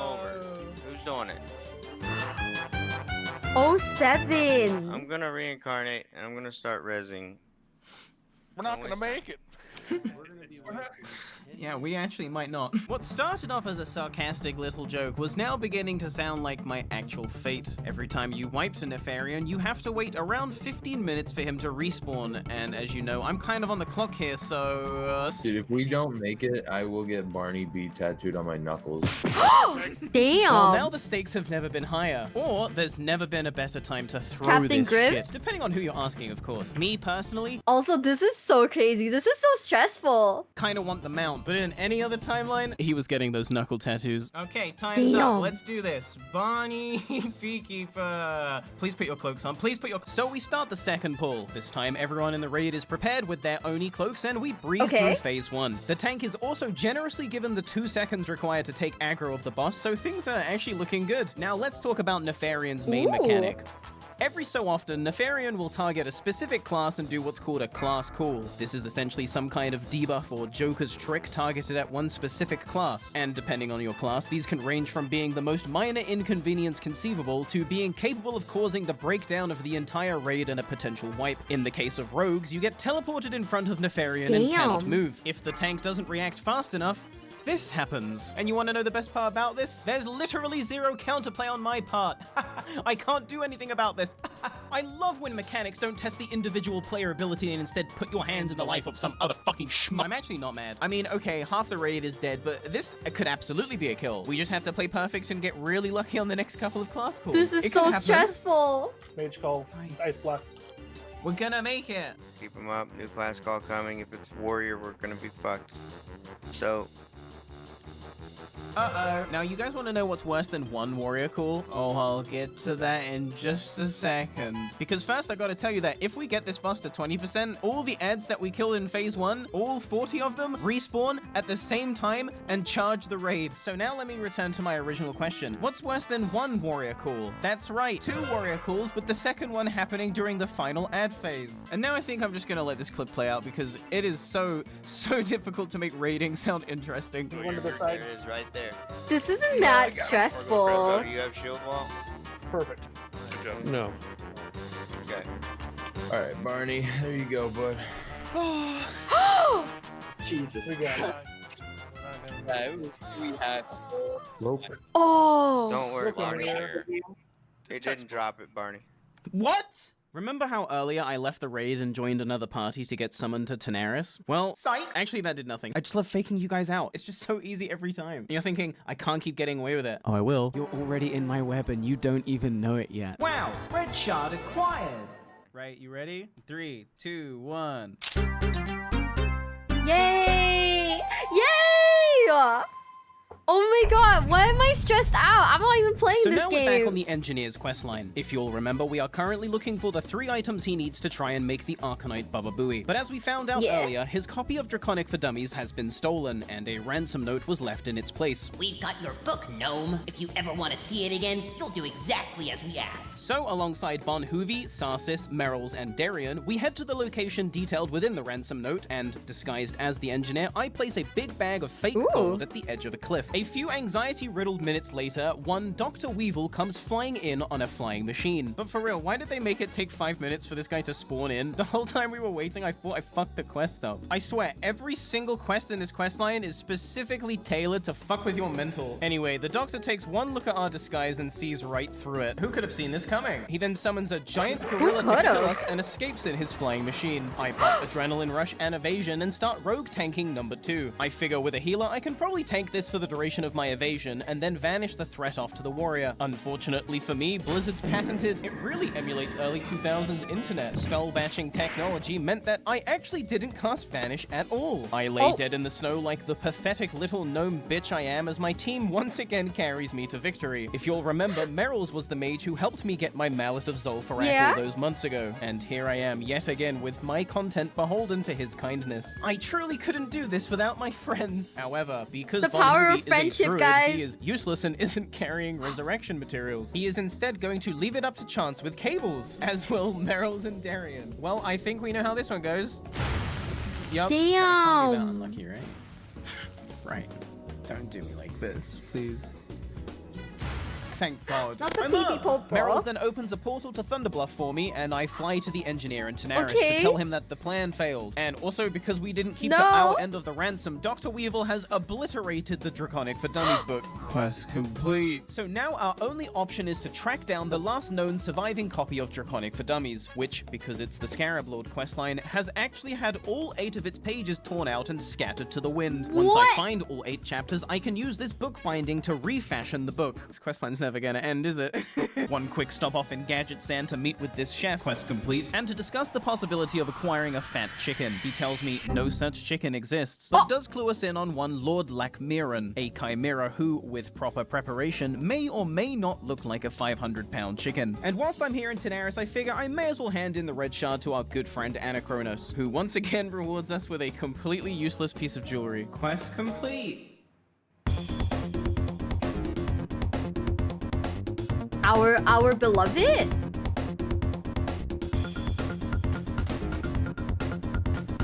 Chapter 7 acquired.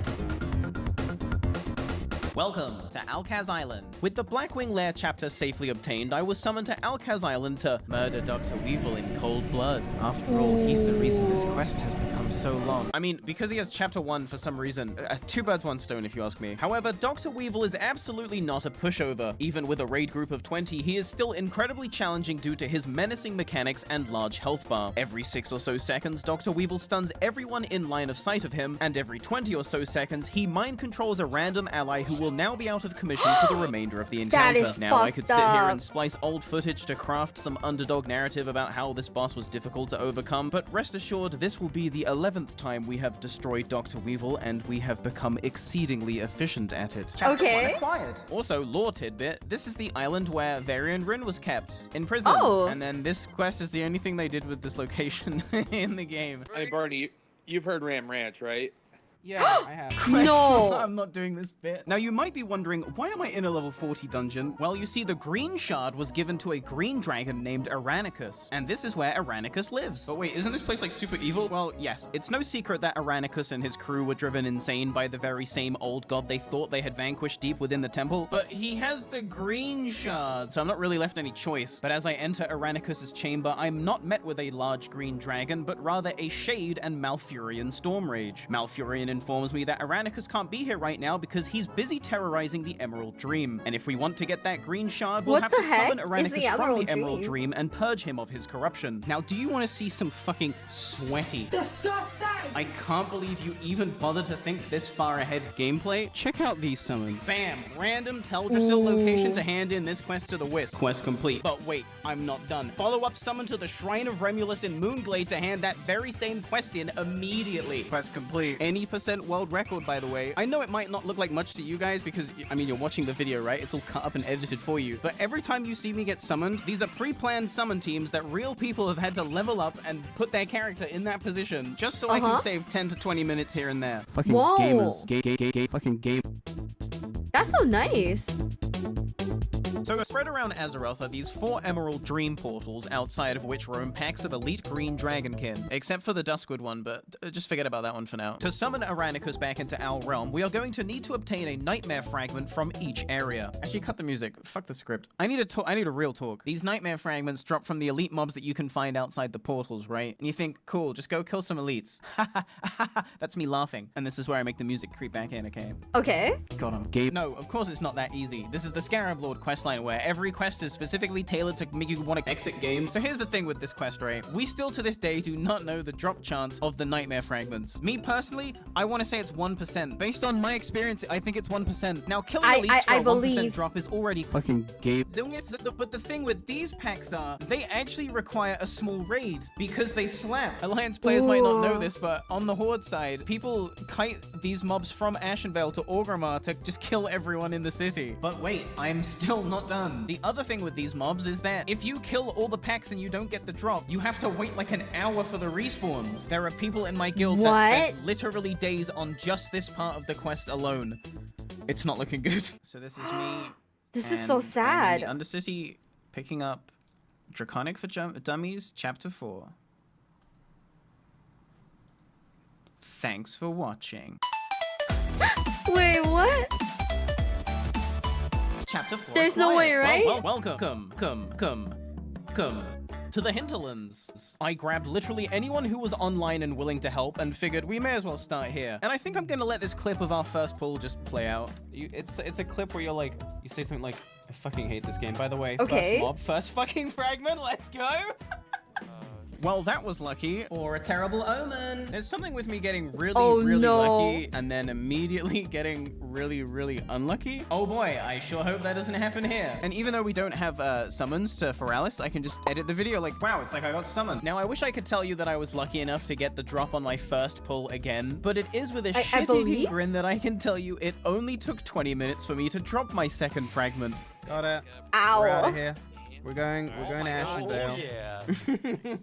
And now I'm actually not smiling anymore because this is for sure just a terrible omen. Also, I forgot to mention the reason I did the portals in this order was because currently right now in Ashenvale, there's an Alliance person on this questline too. I had initially wanted to be diplomatic about the situation, but with only 24 hours left.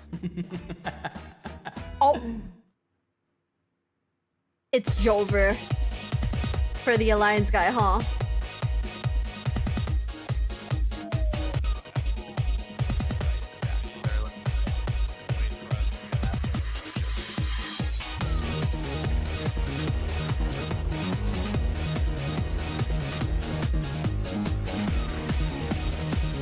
Oh my god, overworld PvP is insane. Oh!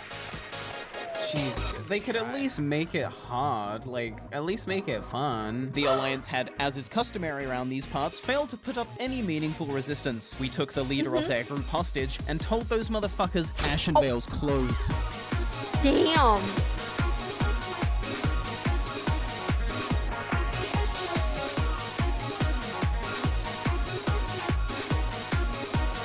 And these guys really just took the fucking L, huh? Like, Yikes. still in corpse.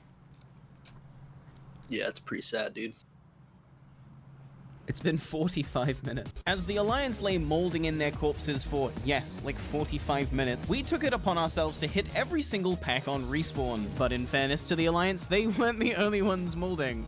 Fucking please dispel the root. Please fucking dispel the root, dude. I need to tag it. Don't kill the thing. I haven't tagged it yet. I need to get dispelled. I'm rooted again. I need one dispel. I've been rooted for 40 seconds. Okay. Thank you. Listen, I haven't slept in a very long time, so if I sound like a raid leader, my apologies. The good news is, even with my lack of sleep, I was able to get clips like this. The guy in the back. Let's get this guy. You're gonna distract? It's just someone trying to rescue Seer. Never. That was a big distract. And it is with a huge ego I get to tell you that the Alliance all left after that. But someone else showed up. Frywood. The same Oh. Frywood who had just last week griefed me relentlessly, Frywood. The same Frywood who had to be camped into submission, Frywood. Frywood Redemption Arc, Frywood. I was skeptical, but at 2 a.m. server time, I will take anyone I can get. This is where Frywood whips out his Ritual of Doom, which is basically the World of Warcraft equivalent of Russian roulette. I don't think I've ever seen this ability be used. Huh? Ever. Why me? Why me? Well played, Frywood. Alas, the Hand of Fate would continue to gesture towards me the middle finger as I found myself going dry on the Ashenvale fragment hour after hour, pack after pack, respawn after respawn. Worst of all, word spreads fast, and when you hear that the last remaining Scarab Lord is now 12 hours deep bottlenecked in Ashenvale, why, that's the perfect time for a 40-man Alliance raid to pull up and kill that last little bit of hope you have left. But they didn't know who they were griefing. My busy bees are everywhere. You think I wasn't gonna find out? Yeah, we got the fuck out of there just as the raid showed up. Nice try, bitch. Next time, don't pick the one person who's always numbers steps ahead. Welcome to Molten Core. So the plan was always that if we got griefed at Ashenvale, we would just make a beeline straight for Molten Core. Like, what are they gonna do, grief us in a raid? And that way I can try and get my goggles whilst the heat dies down. We have 12 hours left, by the way. Also, I just want to say something really quickly to the people that might be concerned about my health, like in real life. During the time in which we were in Ashenvale waiting for respawns, I would spend those like 45-minute intervals sleeping at my desk. I wouldn't recommend it. So the engineer's ex-BFF dropped the goggles somewhere in here, and what that means for us as players is the goggles drop from trash, and it's like a 20% drop chance. Go fuck yourself. But everything will be okay because I have my lucky charm. No, not this thing. I mean this guy, Accidentals. Let me tell you a little story about Accidentals. So like 2 weeks ago, I'm doing this exact same trash farm for someone else's goggles, and we go like 3 full hours of just killing every single mob in Molten Core with no luck. I'm talking several resets of Molten Core, like no bosses, just trash. Like, you don't even get to come. But as soon as we invite Axie, wow. And trust me when I tell you, I've got a good eye for, like, lucky things, right? That's, like, my whole bit. So we start pulling trash at noon, and 25 minutes later... Yay? By the way, I'm gonna say once again. Say it. Hey, this was my ID, Barny. I know. Listen, I said you were gonna be my good luck, my little good luck charm. Now, could you bring that luck to Ashenvale, please? The goggles had been a piece of cake. Terrible omen. So it was back to hitting our heads against the brick wall that is Ashenvale. We had just spent 12 uninterrupted hours there, but going forward, I would need to move around the map as if I'm being pursued by a large raid, which, by the way, I am. Word on the street is that they are waiting right now outside of this very Molten Core in preparation for us to reset the trash, so they'll never see it coming if I get summoned to Ashenvale to kill all the packs that have in the meantime respawned. Still no fragment, by the way. And then fly to Winterspring. Wait, why what? Winterspring, you ask? Because your bitch wanted to spring on this dick. Because I can kill demons in Winterspring to try and get Chapter 3 to drop. But the real reason I'm doing this is I want to bait the Alliance raid away from Ashenvale so that when respawns are back up, I can just get summoned in and take them. And once again, just as the Alliance were pulling up on my location... Damn. This game of cat and mouse had grown so fun for me that I wasn't even bothered by the fact we went another entire cycle with no drop. 9 hours remain, and here's where I execute my most dastardly bamboozle yet. I went straight back to Winterspring. Chapter 3 acquired. So I took a summon right back to Ashenvale, despite the fact that there were no spawns, just to fuck with the Alliance, really. But as soon as that first pack did respawn, we're gonna get Square next. I got the fragment. Let's fucking go, guys! Let's do it! Sorry. Wow, that hurt my ears. I'm so sorry. I didn't mean to scream. I'm so sorry. 8 hours remain. Ashenvale had stolen 15 hours from me, but no more. My green dragon farm had come to an end, and I was ready to get that fat chicken. With the Alliance closing in on our position, we did something no Horde player would ever do. Portal to Thunderbluff. Genius mix-up. This also let me take some meat out of the bank that I prepared earlier, like literally a year ago. I need 20 total for the quest, but I'll get 3 later. A few of us were then summoned to the Isle of Dread in Feralis to kill the unique Chimera elite Lord Lackmiran, and it is now later. See how efficient I am? I got the corpse of Lord Lackmiran and the rest of the meat that I needed in 1 kill. Are you not entertained? I've been planning this for years. Also, the I am enjoying this so much right now. Like, pausing it feels weird. Alliance Raid saw that we were in Feralis and pulled up thinking we were at the Green Dragons. Like, no one's there. By the time they figured out what we were doing, it was already too late. We had half to Kargath and started making the journey south to the Tainted Scar. It is here that I would get Chapter 2 on the... And I know it seems like I've like scripted this, but I got Chapter 2 on the first pull. Whoa! What the fuck? Chapter 2 acquired. Next up, the Duskwood Nightmare Fragment. To conquer the challenge that lay before me, I would need to this time gather a full raid because unlike the other Nightmare Fragments, this last fragment is dropped by a unique boss that can only be summoned by this quest. However, I can't just be standing around in Duskwood giving away our position, summoning people as we invite them because this boss we're about to fight is incredibly griefable. Much like a world boss, if you die to the Twilight Corruptor, he grows in size and strength, and because this boss actually hits hard, one death is all it can take for the encounter to quickly spiral out of control. If the Alliance show up here in Duskwood, it is absolutely GG no re for my Scarab Lord because they will be able to just endlessly sacrifice themselves to the boss to ensure we can never kill him. Now more than ever, I need to be stealthy. Now more than ever, I need to be unpredictable. Now more than ever, I need to be a rogue.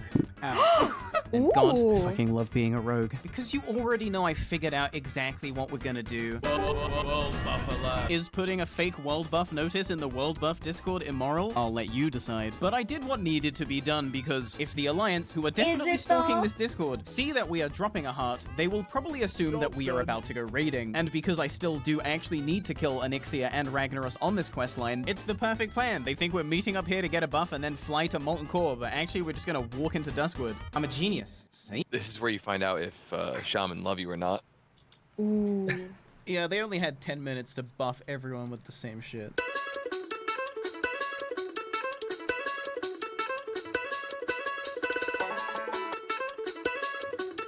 It's horrible, everyone understands. You know, Ibian, you're actually right. It's kind of curious that more than 100 people would rather watch someone play an ancient game instead of playing something new. I think it's just more like people like watching this with other people. And this is like a nostalgic like series that is not just fun to watch, but also very popular, you know? Vanilla WoW this is so intensely chaotic that I can't look away. It's like a dumpster fire that just keeps going, you know? More people like the concept of WoW than actually playing it. Yeah, that's true. It's like something is gonna happen, you know? You know that some shit's about to happen, but it's still like really, you know, like fun. This is so fucking funny.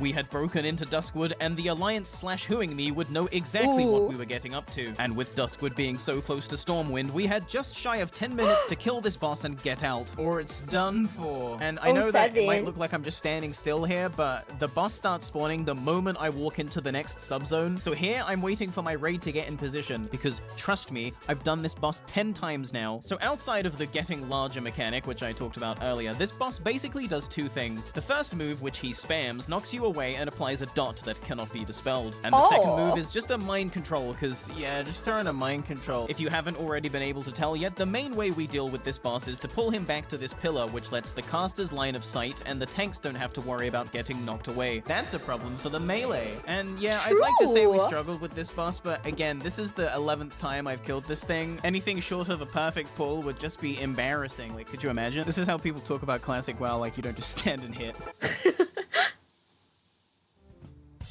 Only 4 minutes had passed since we first entered Duskwood, but that was all the time we needed to get the fragment and get out. The Alliance raid had been thwarted once more, but I made no efforts to disguise our next move. In fact, of all the places we could have gone next, I picked the most obvious because I'm disrespectful like that. Welcome. I'm not gonna lie, when you guys say that it feels more like a world to live in than a game, I get it because, like, it's, I wouldn't say it's, like, this is, like, the most immersive game because, like, you know, if we're gonna be honest, like, in the, we have better games now, but in, how long ago was this? Oh, this is 3 years ago? Never mind. But, you know, it's still, like, you get to have fun with your friends. It feels good. Like, you know, everything about this game is just good vibes, to be quite fair.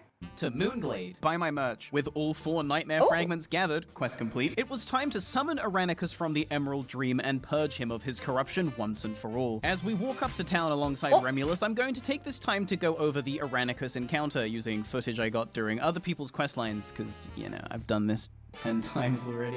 So this fight has 2 phases. In phase 1, shades continually spawn and run at literally whoever, doing tons of damage and AoE shadow bolts. Oh, and they can also AoE fear. Our strat is to hide inside this building out of line of sight so they're more likely to target the town guards, so you can DPS them down in more manageable numbers. Oh, and yeah, you occasionally get like a big dude. So that's phase 1. If you haven't wiped to shades after a random amount of time each pull, phase 2 begins. All the shades disappear and Aranicus descends from the sky. And here it is my pleasure to get to show you this World of Warcraft classic exclusive dragon fight where you stand and hit. How did they come up with this? Around 20% health, a roleplay will begin, and during this you can actually kill Aranicus if you really want to, but you're meant to wait so that he turns green and the quest completes. So, you know, like if you were an enemy raid looking to grief, you would maybe want to kill the dragon, yeah? So that's the encounter we're about to start. After a short roleplay where the bad guy, you know, says the line, I'm gonna get you all, and then we're like, no, Aranicus, we're gonna purge you of your corruption, bitch. Combat begins. They're up. Shades up. We're here, Barny. And don't DPS too much, Barny. Keep over here. Yeah. Now, because we were pretty sure if I die, the quest fails, it was in my best interest that, for as long as possible, I should sit in the corner and do nothing. Said the Alliance spy from behind us. By the way, this is a neutral zone, so if any PvP breaks out, the town guards will swiftly put the culprits to death. All I could do was sit back and hope that the RNG in phase 1 was good. And everything was going pretty good. Until it didn't.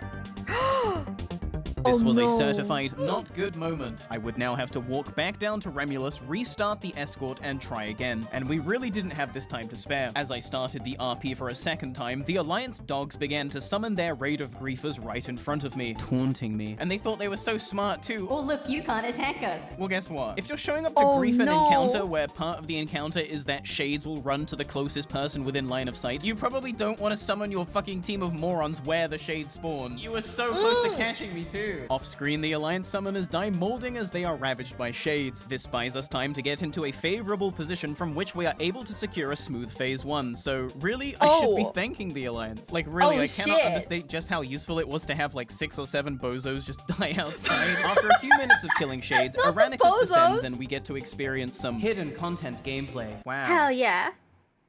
I have never seen anything like this before. And then we redeemed Aranicus. Yay! Every dragon fight is the same. On that note, we need to move to Onyxia. As my team started heading towards Onyxia's lair, I walked back to Remulus to hand in the quest. Quest complete. Wow! Green shard acquired! Whoa! Thunderbluff portal for the mix-up that even I didn't see coming. Blah, blah, blah. I'm at Onyxia's lair. Remind yourself, though, raids reset in literally a few hours. Finding people not yet locked to Onyxia was proving to be difficult, and it seemed getting a full 40-man raid together for this particular fight was going to be out of the question. 23 was the number of valiant heroes that would journey with me into the dragon's lair. A departure from the recommended 40 to be certain, but this fight is a marathon, not a sprint. If we all play like the smart genius gamers I know we are, this should be a piece of cake. Okay, listen the fuck up. You gotta DPS very, very slowly. Now, and by slowly, I mean fucking slow. If you get aggro, it means you're gonna lose 50 DKP because you didn't know what the fuck to do. And watch the fucking tail. This is stressful. You know what I like about Classic? It doesn't matter how long you've played the game, what gear you have, or what bosses you have on farm. All it takes is for one greedy button press into a taunt resist, and now the mage has aggro. Good luck fixing it, and watch the fucking tail. Oh my god. We have whelps, turn around. Many whelps! Left side! Handle it! God, I've always wanted to say that. So we handle the whelps and then slowly take Onyxia through phase 1 where you... hit a net. Once she dips below 60% health, she transitions into phase 2 where she flies up into the air and starts launching fireballs at people. During this phase, only the ranged can hit her, and given that we only have 7 ranged and she stays up there till 40%, this is going to be a very long air phase. Also, I feel like I'm missing something. I think... Wait, if she stays up in the air, doesn't she start, like, covering the ground?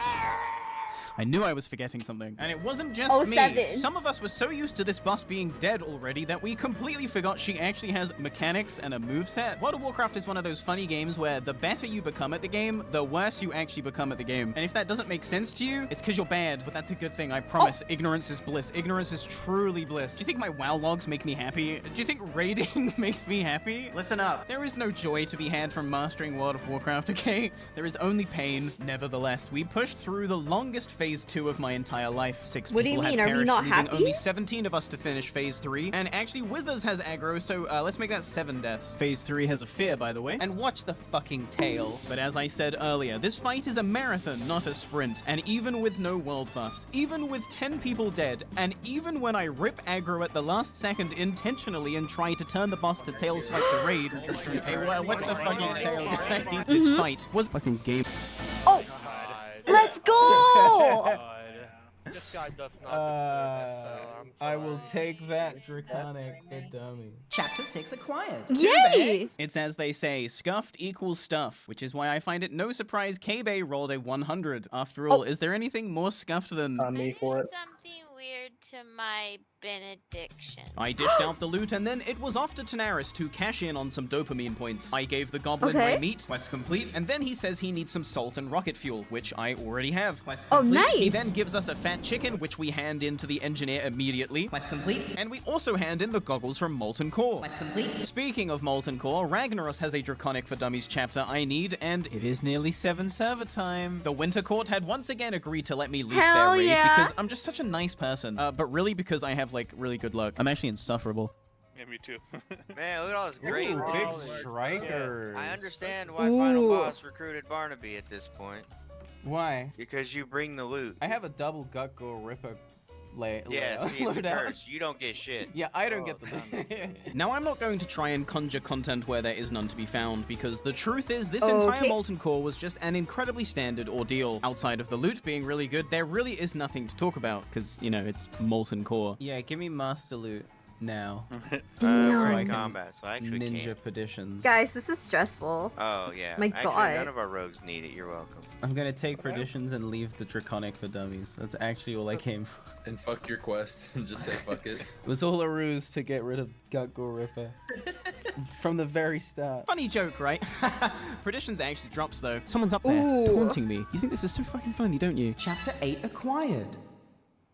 Locked away deep within the Stormwind library sits Chapter 5 of Draconic for Dummies, the final chapter I need to finish my tome. But at peak server hours with an Alliance raid following your every move, one does not simply stealth into Stormwind. And also, if I'm being honest, I've never even been there before, like, I wouldn't even know where to go. But I do know someone that does. Meet Eddie. And where do I even begin with Eddie, huh? So the thing with Eddie is, he doesn't really understand that he's not human anymore. Arthur's kind of let this guy marinate in the ground a little too long before raising him, and so with only, like, half a brain, he doesn't really get it. He doesn't really get the whole undead thing. But that's okay, because he's harmless and adorable. Look at this little guy. Long ago, the Horde and the Alliance of Grobulus came to an agreement that Eddie would be free to live and fish in Stormwind unbothered, since can we please just let something pure exist for once? So who better to escort me through Stormwind than the one undead no Alliance wants to kill? The one undead who has true diplomatic immunity. Eddie was a good Okay, guy. roleplay server. Yay. Don't fail me now.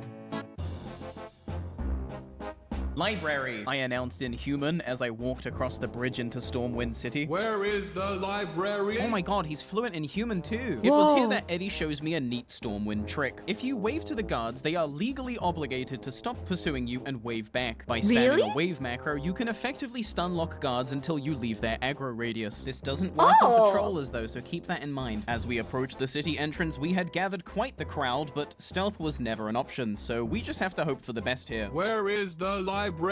Eddie asked again as he was approached by a swarm of guards that not even the greatest Osu legend would be able to wave macro into submission. I barely had enough time to utter library before we were both forced to take a quick nap. So rude. I know, right? I'm just trying to acquire knowledge. Two perfectly normal humans having a stroll through Stormwind. Oh, 07. Bearing no ill will. Asserted Eddie as we woke back up in Stormwind. Oh my god, real Janie? Library? We only only seek your knowledge. Library? Where is the library? Library? I was then assassinated by an off-screen menace for being What? annoying, I suspect. Barny, no! At least they left Eddie alive. And he's the main character in all this. It's his Stormwind. We're just True. stealthing through it. Speaking of, I somehow managed to stealth through the trade district and reconvene with Eddie in the canals. Hello? Library? Could you ladies guide us to the library? Library? Library. Oh my god, they understand. Yes. Yay. Eddie proclaimed. Where is it? Mordrina beckons us over and starts leading us somewhere. Are these night elves bothering you fine humans? I said no as Eddie responded. They seem nice. Wish I could say the same for the racist guards. Oh no! I said to Eddie as we waited in the canals for the heat to die down. You know I've drowned people in here. That never happened. It did. I just can't be bothered to find the footage right now. Library, here we come. Going into this, I didn't know what to expect, but if you told me that I would have a considerable Alliance entourage escorting me to the library, I would have said, yeah, right. At what point do they slit my throat? He But just here we wants the are, just library. taking a nice leisurely stroll through the canals. A few minutes later, we arrived at the library, where I was met with multiple guards and some fucking dweeb named Brungus. Fucking Brungus. And Brungus cut me down just before I managed to collect the chapter 2. The bastard. But he wasn't gonna get me a second time. I revived, popped a limited invulnerability potion, and enjoyed my 5 seconds of invulnerability as I collected the final chapter of Draconic for Dummies. And you cannot kill me in a way that matters now, Brungus, you fucking brungle bitch. All chapters acquired. Yes, let's fucking And so go! ended the first Finally! of many adventures with Eddie. The latter I'm sure you will never see because I'm already over my 1 video per year quota. Do you feel that though? That chill in the air? Something's not right. As I flew to Tanaris, I couldn't help but sense an unsettling aura on the wind. I had just literally walked into Stormwind and obtained the final chapter with barely any resistance. Where was the raid of griefers? They didn't even show up. Maybe they'll jump me at the engineer, I thought, as I pulled up to finally hand in a completed Draconic for Dummies. Quest complete. But there was nary an alliance to be seen. This is the part of the questline where the engineer informs us that he is 99% certain he can create the Arcanite Baba Booey. If he gets a few more items. Oh my Don't worry, god. these are all items I prepared earlier. In fact, this exact quest is why for months, even before bug farming, I was deep in the hives of Silithus farming rich thorium veins. And I didn't care who I had to step on to get to them. If something was gonna stop me from getting Scarab Lord, it sure as fuck wasn't gonna be RNG gems from mining nodes. This Quest is complete, stressing and me finally, I out. obtained my Arcanite Baba Booey. Baba With one last Booey. boss to go and the Alliance griefers nowhere to be seen, I took my summon to Azshara with a great big smile. That mount is so close I can taste it. And then I looked to my left. Oh no, no, no, no. Fuck him up, fuck him up. Fuck him up! Let's go!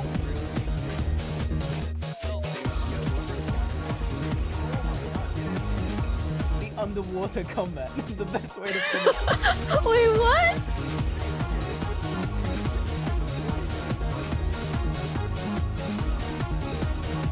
Wait, are they getting a PvP? Idiot. What the fuck were they thinking? The Alliance, as is customary around these parts, had completely failed to put a dent in our magnificent Horde war machine. I threw down the Arcanite Baba Booey and summoned the fish who swallowed the blue scepter gem. And this is where, right on time, the healers fall asleep. Let's go! Baba Booey!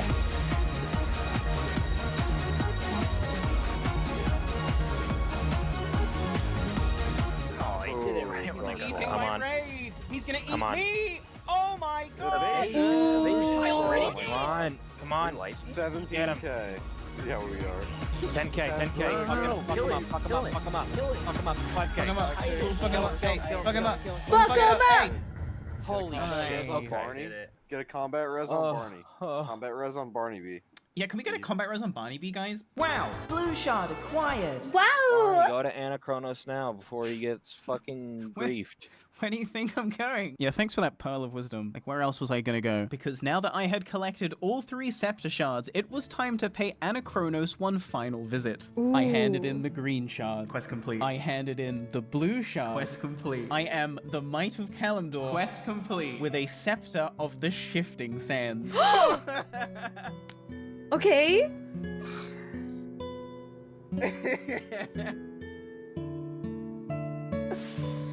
Oh. So you're probably wondering, but wait, doesn't that mean you get the mount? We're getting to that. We're getting to that. Just hold on, okay? Because the story's not over. The perceptive among you will have noticed that there are still a few quests to go. These take place in Silithus and unlock at midnight after a brief server restart. This is the countdown that I've been referencing the whole video. And so with 30 minutes to spare, I made it to the Scarab Gong, sipped my petrification potion to prevent getting griefed when I logged back in, and logged off. I'm stressed. What is this? 5 hours later. Hello? Harangue it. Nobody's ringing. No one. Ring There it. is no capacity. Nobody can ring it. not The available. entire area is like. Just ring it. So yeah, the servers were so laggy in Silithus. Sorry, I'm watching the footage and it's so... What else was gonna happen? Oh I have my to laugh. God. If I don't laugh, I'll cry. At the mercy of the Blizzard servers, we stood before the gong for hours on end, with the monotony only broken up by the occasional reveal that, hey, you've actually been dead this whole time. And then, as I waited beyond death's wispy veil for a res that I definitely clicked like 5 minutes ago, Fuzi of Final Boss had rung the gong. If you didn't expect this to happen, I don't know what. Wait, what?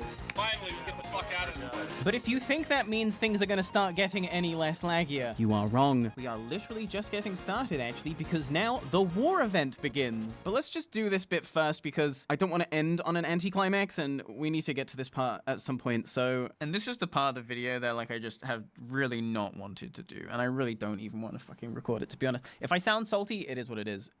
So this is the part where, as you can tell, my Scarab Lord story comes to an end. In all this lag. I wasn't lying when I said I didn't just spend the last 18 or so months with the mount hidden in my bank. And it's so lame to blame someone else, like when you fuck up, right? But like, it's because of Blizzard's fucking stupid ass, laggy ass. Oh, come on, you thought that was how it was gonna end? Do you guys not know me at all? What did I say? You're already in my web. You just don't know it yet. I can do anything I put my mind to, because my mind would not put me to do things I can't. And because of this, I'm a Scarab Lord, quest complete. And I kept it secret this whole time. Wait. You wanna know how I did it? You wanna know how I streamed every day without you guys ever seeing the fucking mount? It really wasn't in my bank, because I deleted it. What? And then I've just been like restoring it every 6 weeks using item restoration. But yeah, get owned. Oh, I can say it now. Yes, I did get Scarab Lord. Yes, I do have the mount. I'm swag as hell. And I kept it secret from all of you this whole Girl, time. I'm so Now, if I confused. may, I'd like to say a few words. You see, I did this entire questline 11 times. So I'm kind of like a Scarab Lord 11 times over when you really think about it. 11 full Scarab Lord questlines. I was there for all of them. If we weren't doing a quest, I was in Silithus farming. Except for the Peace Bloom DKP. And that's not even mentioning the wipes and the failed attempts that we had on some of these quests. So let's just get one thing straight. I'm not just a Scarab Lord. I'm the Scarab Lord. No one suffered more than me on this quest line. Oh, you think you did? I've spent every day for the past 18 months looking at footage of Silithus. Looking at footage of this quest line. Did you? No. So it is only appropriate that I use my unique position as both a record-holding player and deranged content creator to make the following ask. Blizzard, you gotta make the fucking mount fly, man. Please, Blizzard, please, please, please, please. The only people who would be against this are people who are butthurt that they didn't get the mount. And like, fuck those people. Because I have the mount. I wanted to fly. Wrath of the Lich King is my favorite expansion. And we know you're gonna do Wrath of the Lich King Classic. So please let me fly on my Scarab Lord mount in Wrath of the Lich King Classic. I would be so happy. In conclusion, please. Okay, enough begging. It's time to move on to the next part of the quest. Well, you This thought is that we so were done crazy. just because I got the mount? Yeah, me too. But no, it turns out there is one more quest left. However, it's not available for completion until after the 10-hour war. What's the 10-hour war, you ask? Well, whilst I do believe that it is far too late in the video now to start doing more exposition, now that the gates of Anchorage are open, the horrors locked away 1,000 years ago have once again been set loose on Silithus and the world of Warcraft. All around the map, resonating crystals will emerge from the terrain, bringing Karaji invasions with them. If you push back enough ads, eventually a unique mob will spawn who, when killed, can drop incredibly rare bind-on equip gear, like Tibu's Blazing Longsword or Alcor's Sunraiser. But not just this. 3 Colossi will also spawn in Silithus, 1 per hive. And they are fucking huge, by the way. The biggest creatures in the game by far. And fighting these titans is no joke either, because every so often they do this. Oh! Whoa! Yeah. Open your map. Open your map when he does that. It's so funny. God, this event is so cool. Not this event being cool. Yeah, no, flying makes more sense. For sure. You forgot you parked the car.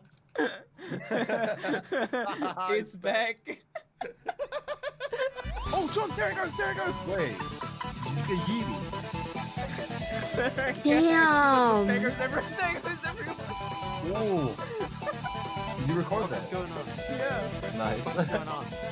Why is everyone getting Jotun? And then, 10 hours later, it was time to finish the questline. I took a summon from inside Anchorage, or rather inside a wall inside Anchorage, don't worry about it, and slowly stealthed my way through the first Alliance blockade. Risking full world buffs moments before I was due to raid AQ40, I perfectly, literally frame perfectly to the point where my GTFO add-on detected I got hit, slipped out through the gates of Anchorage. One last time, I climbed that all too familiar staircase of dreams to receive my final reward. A dagger upgrade. Whoa, let's go.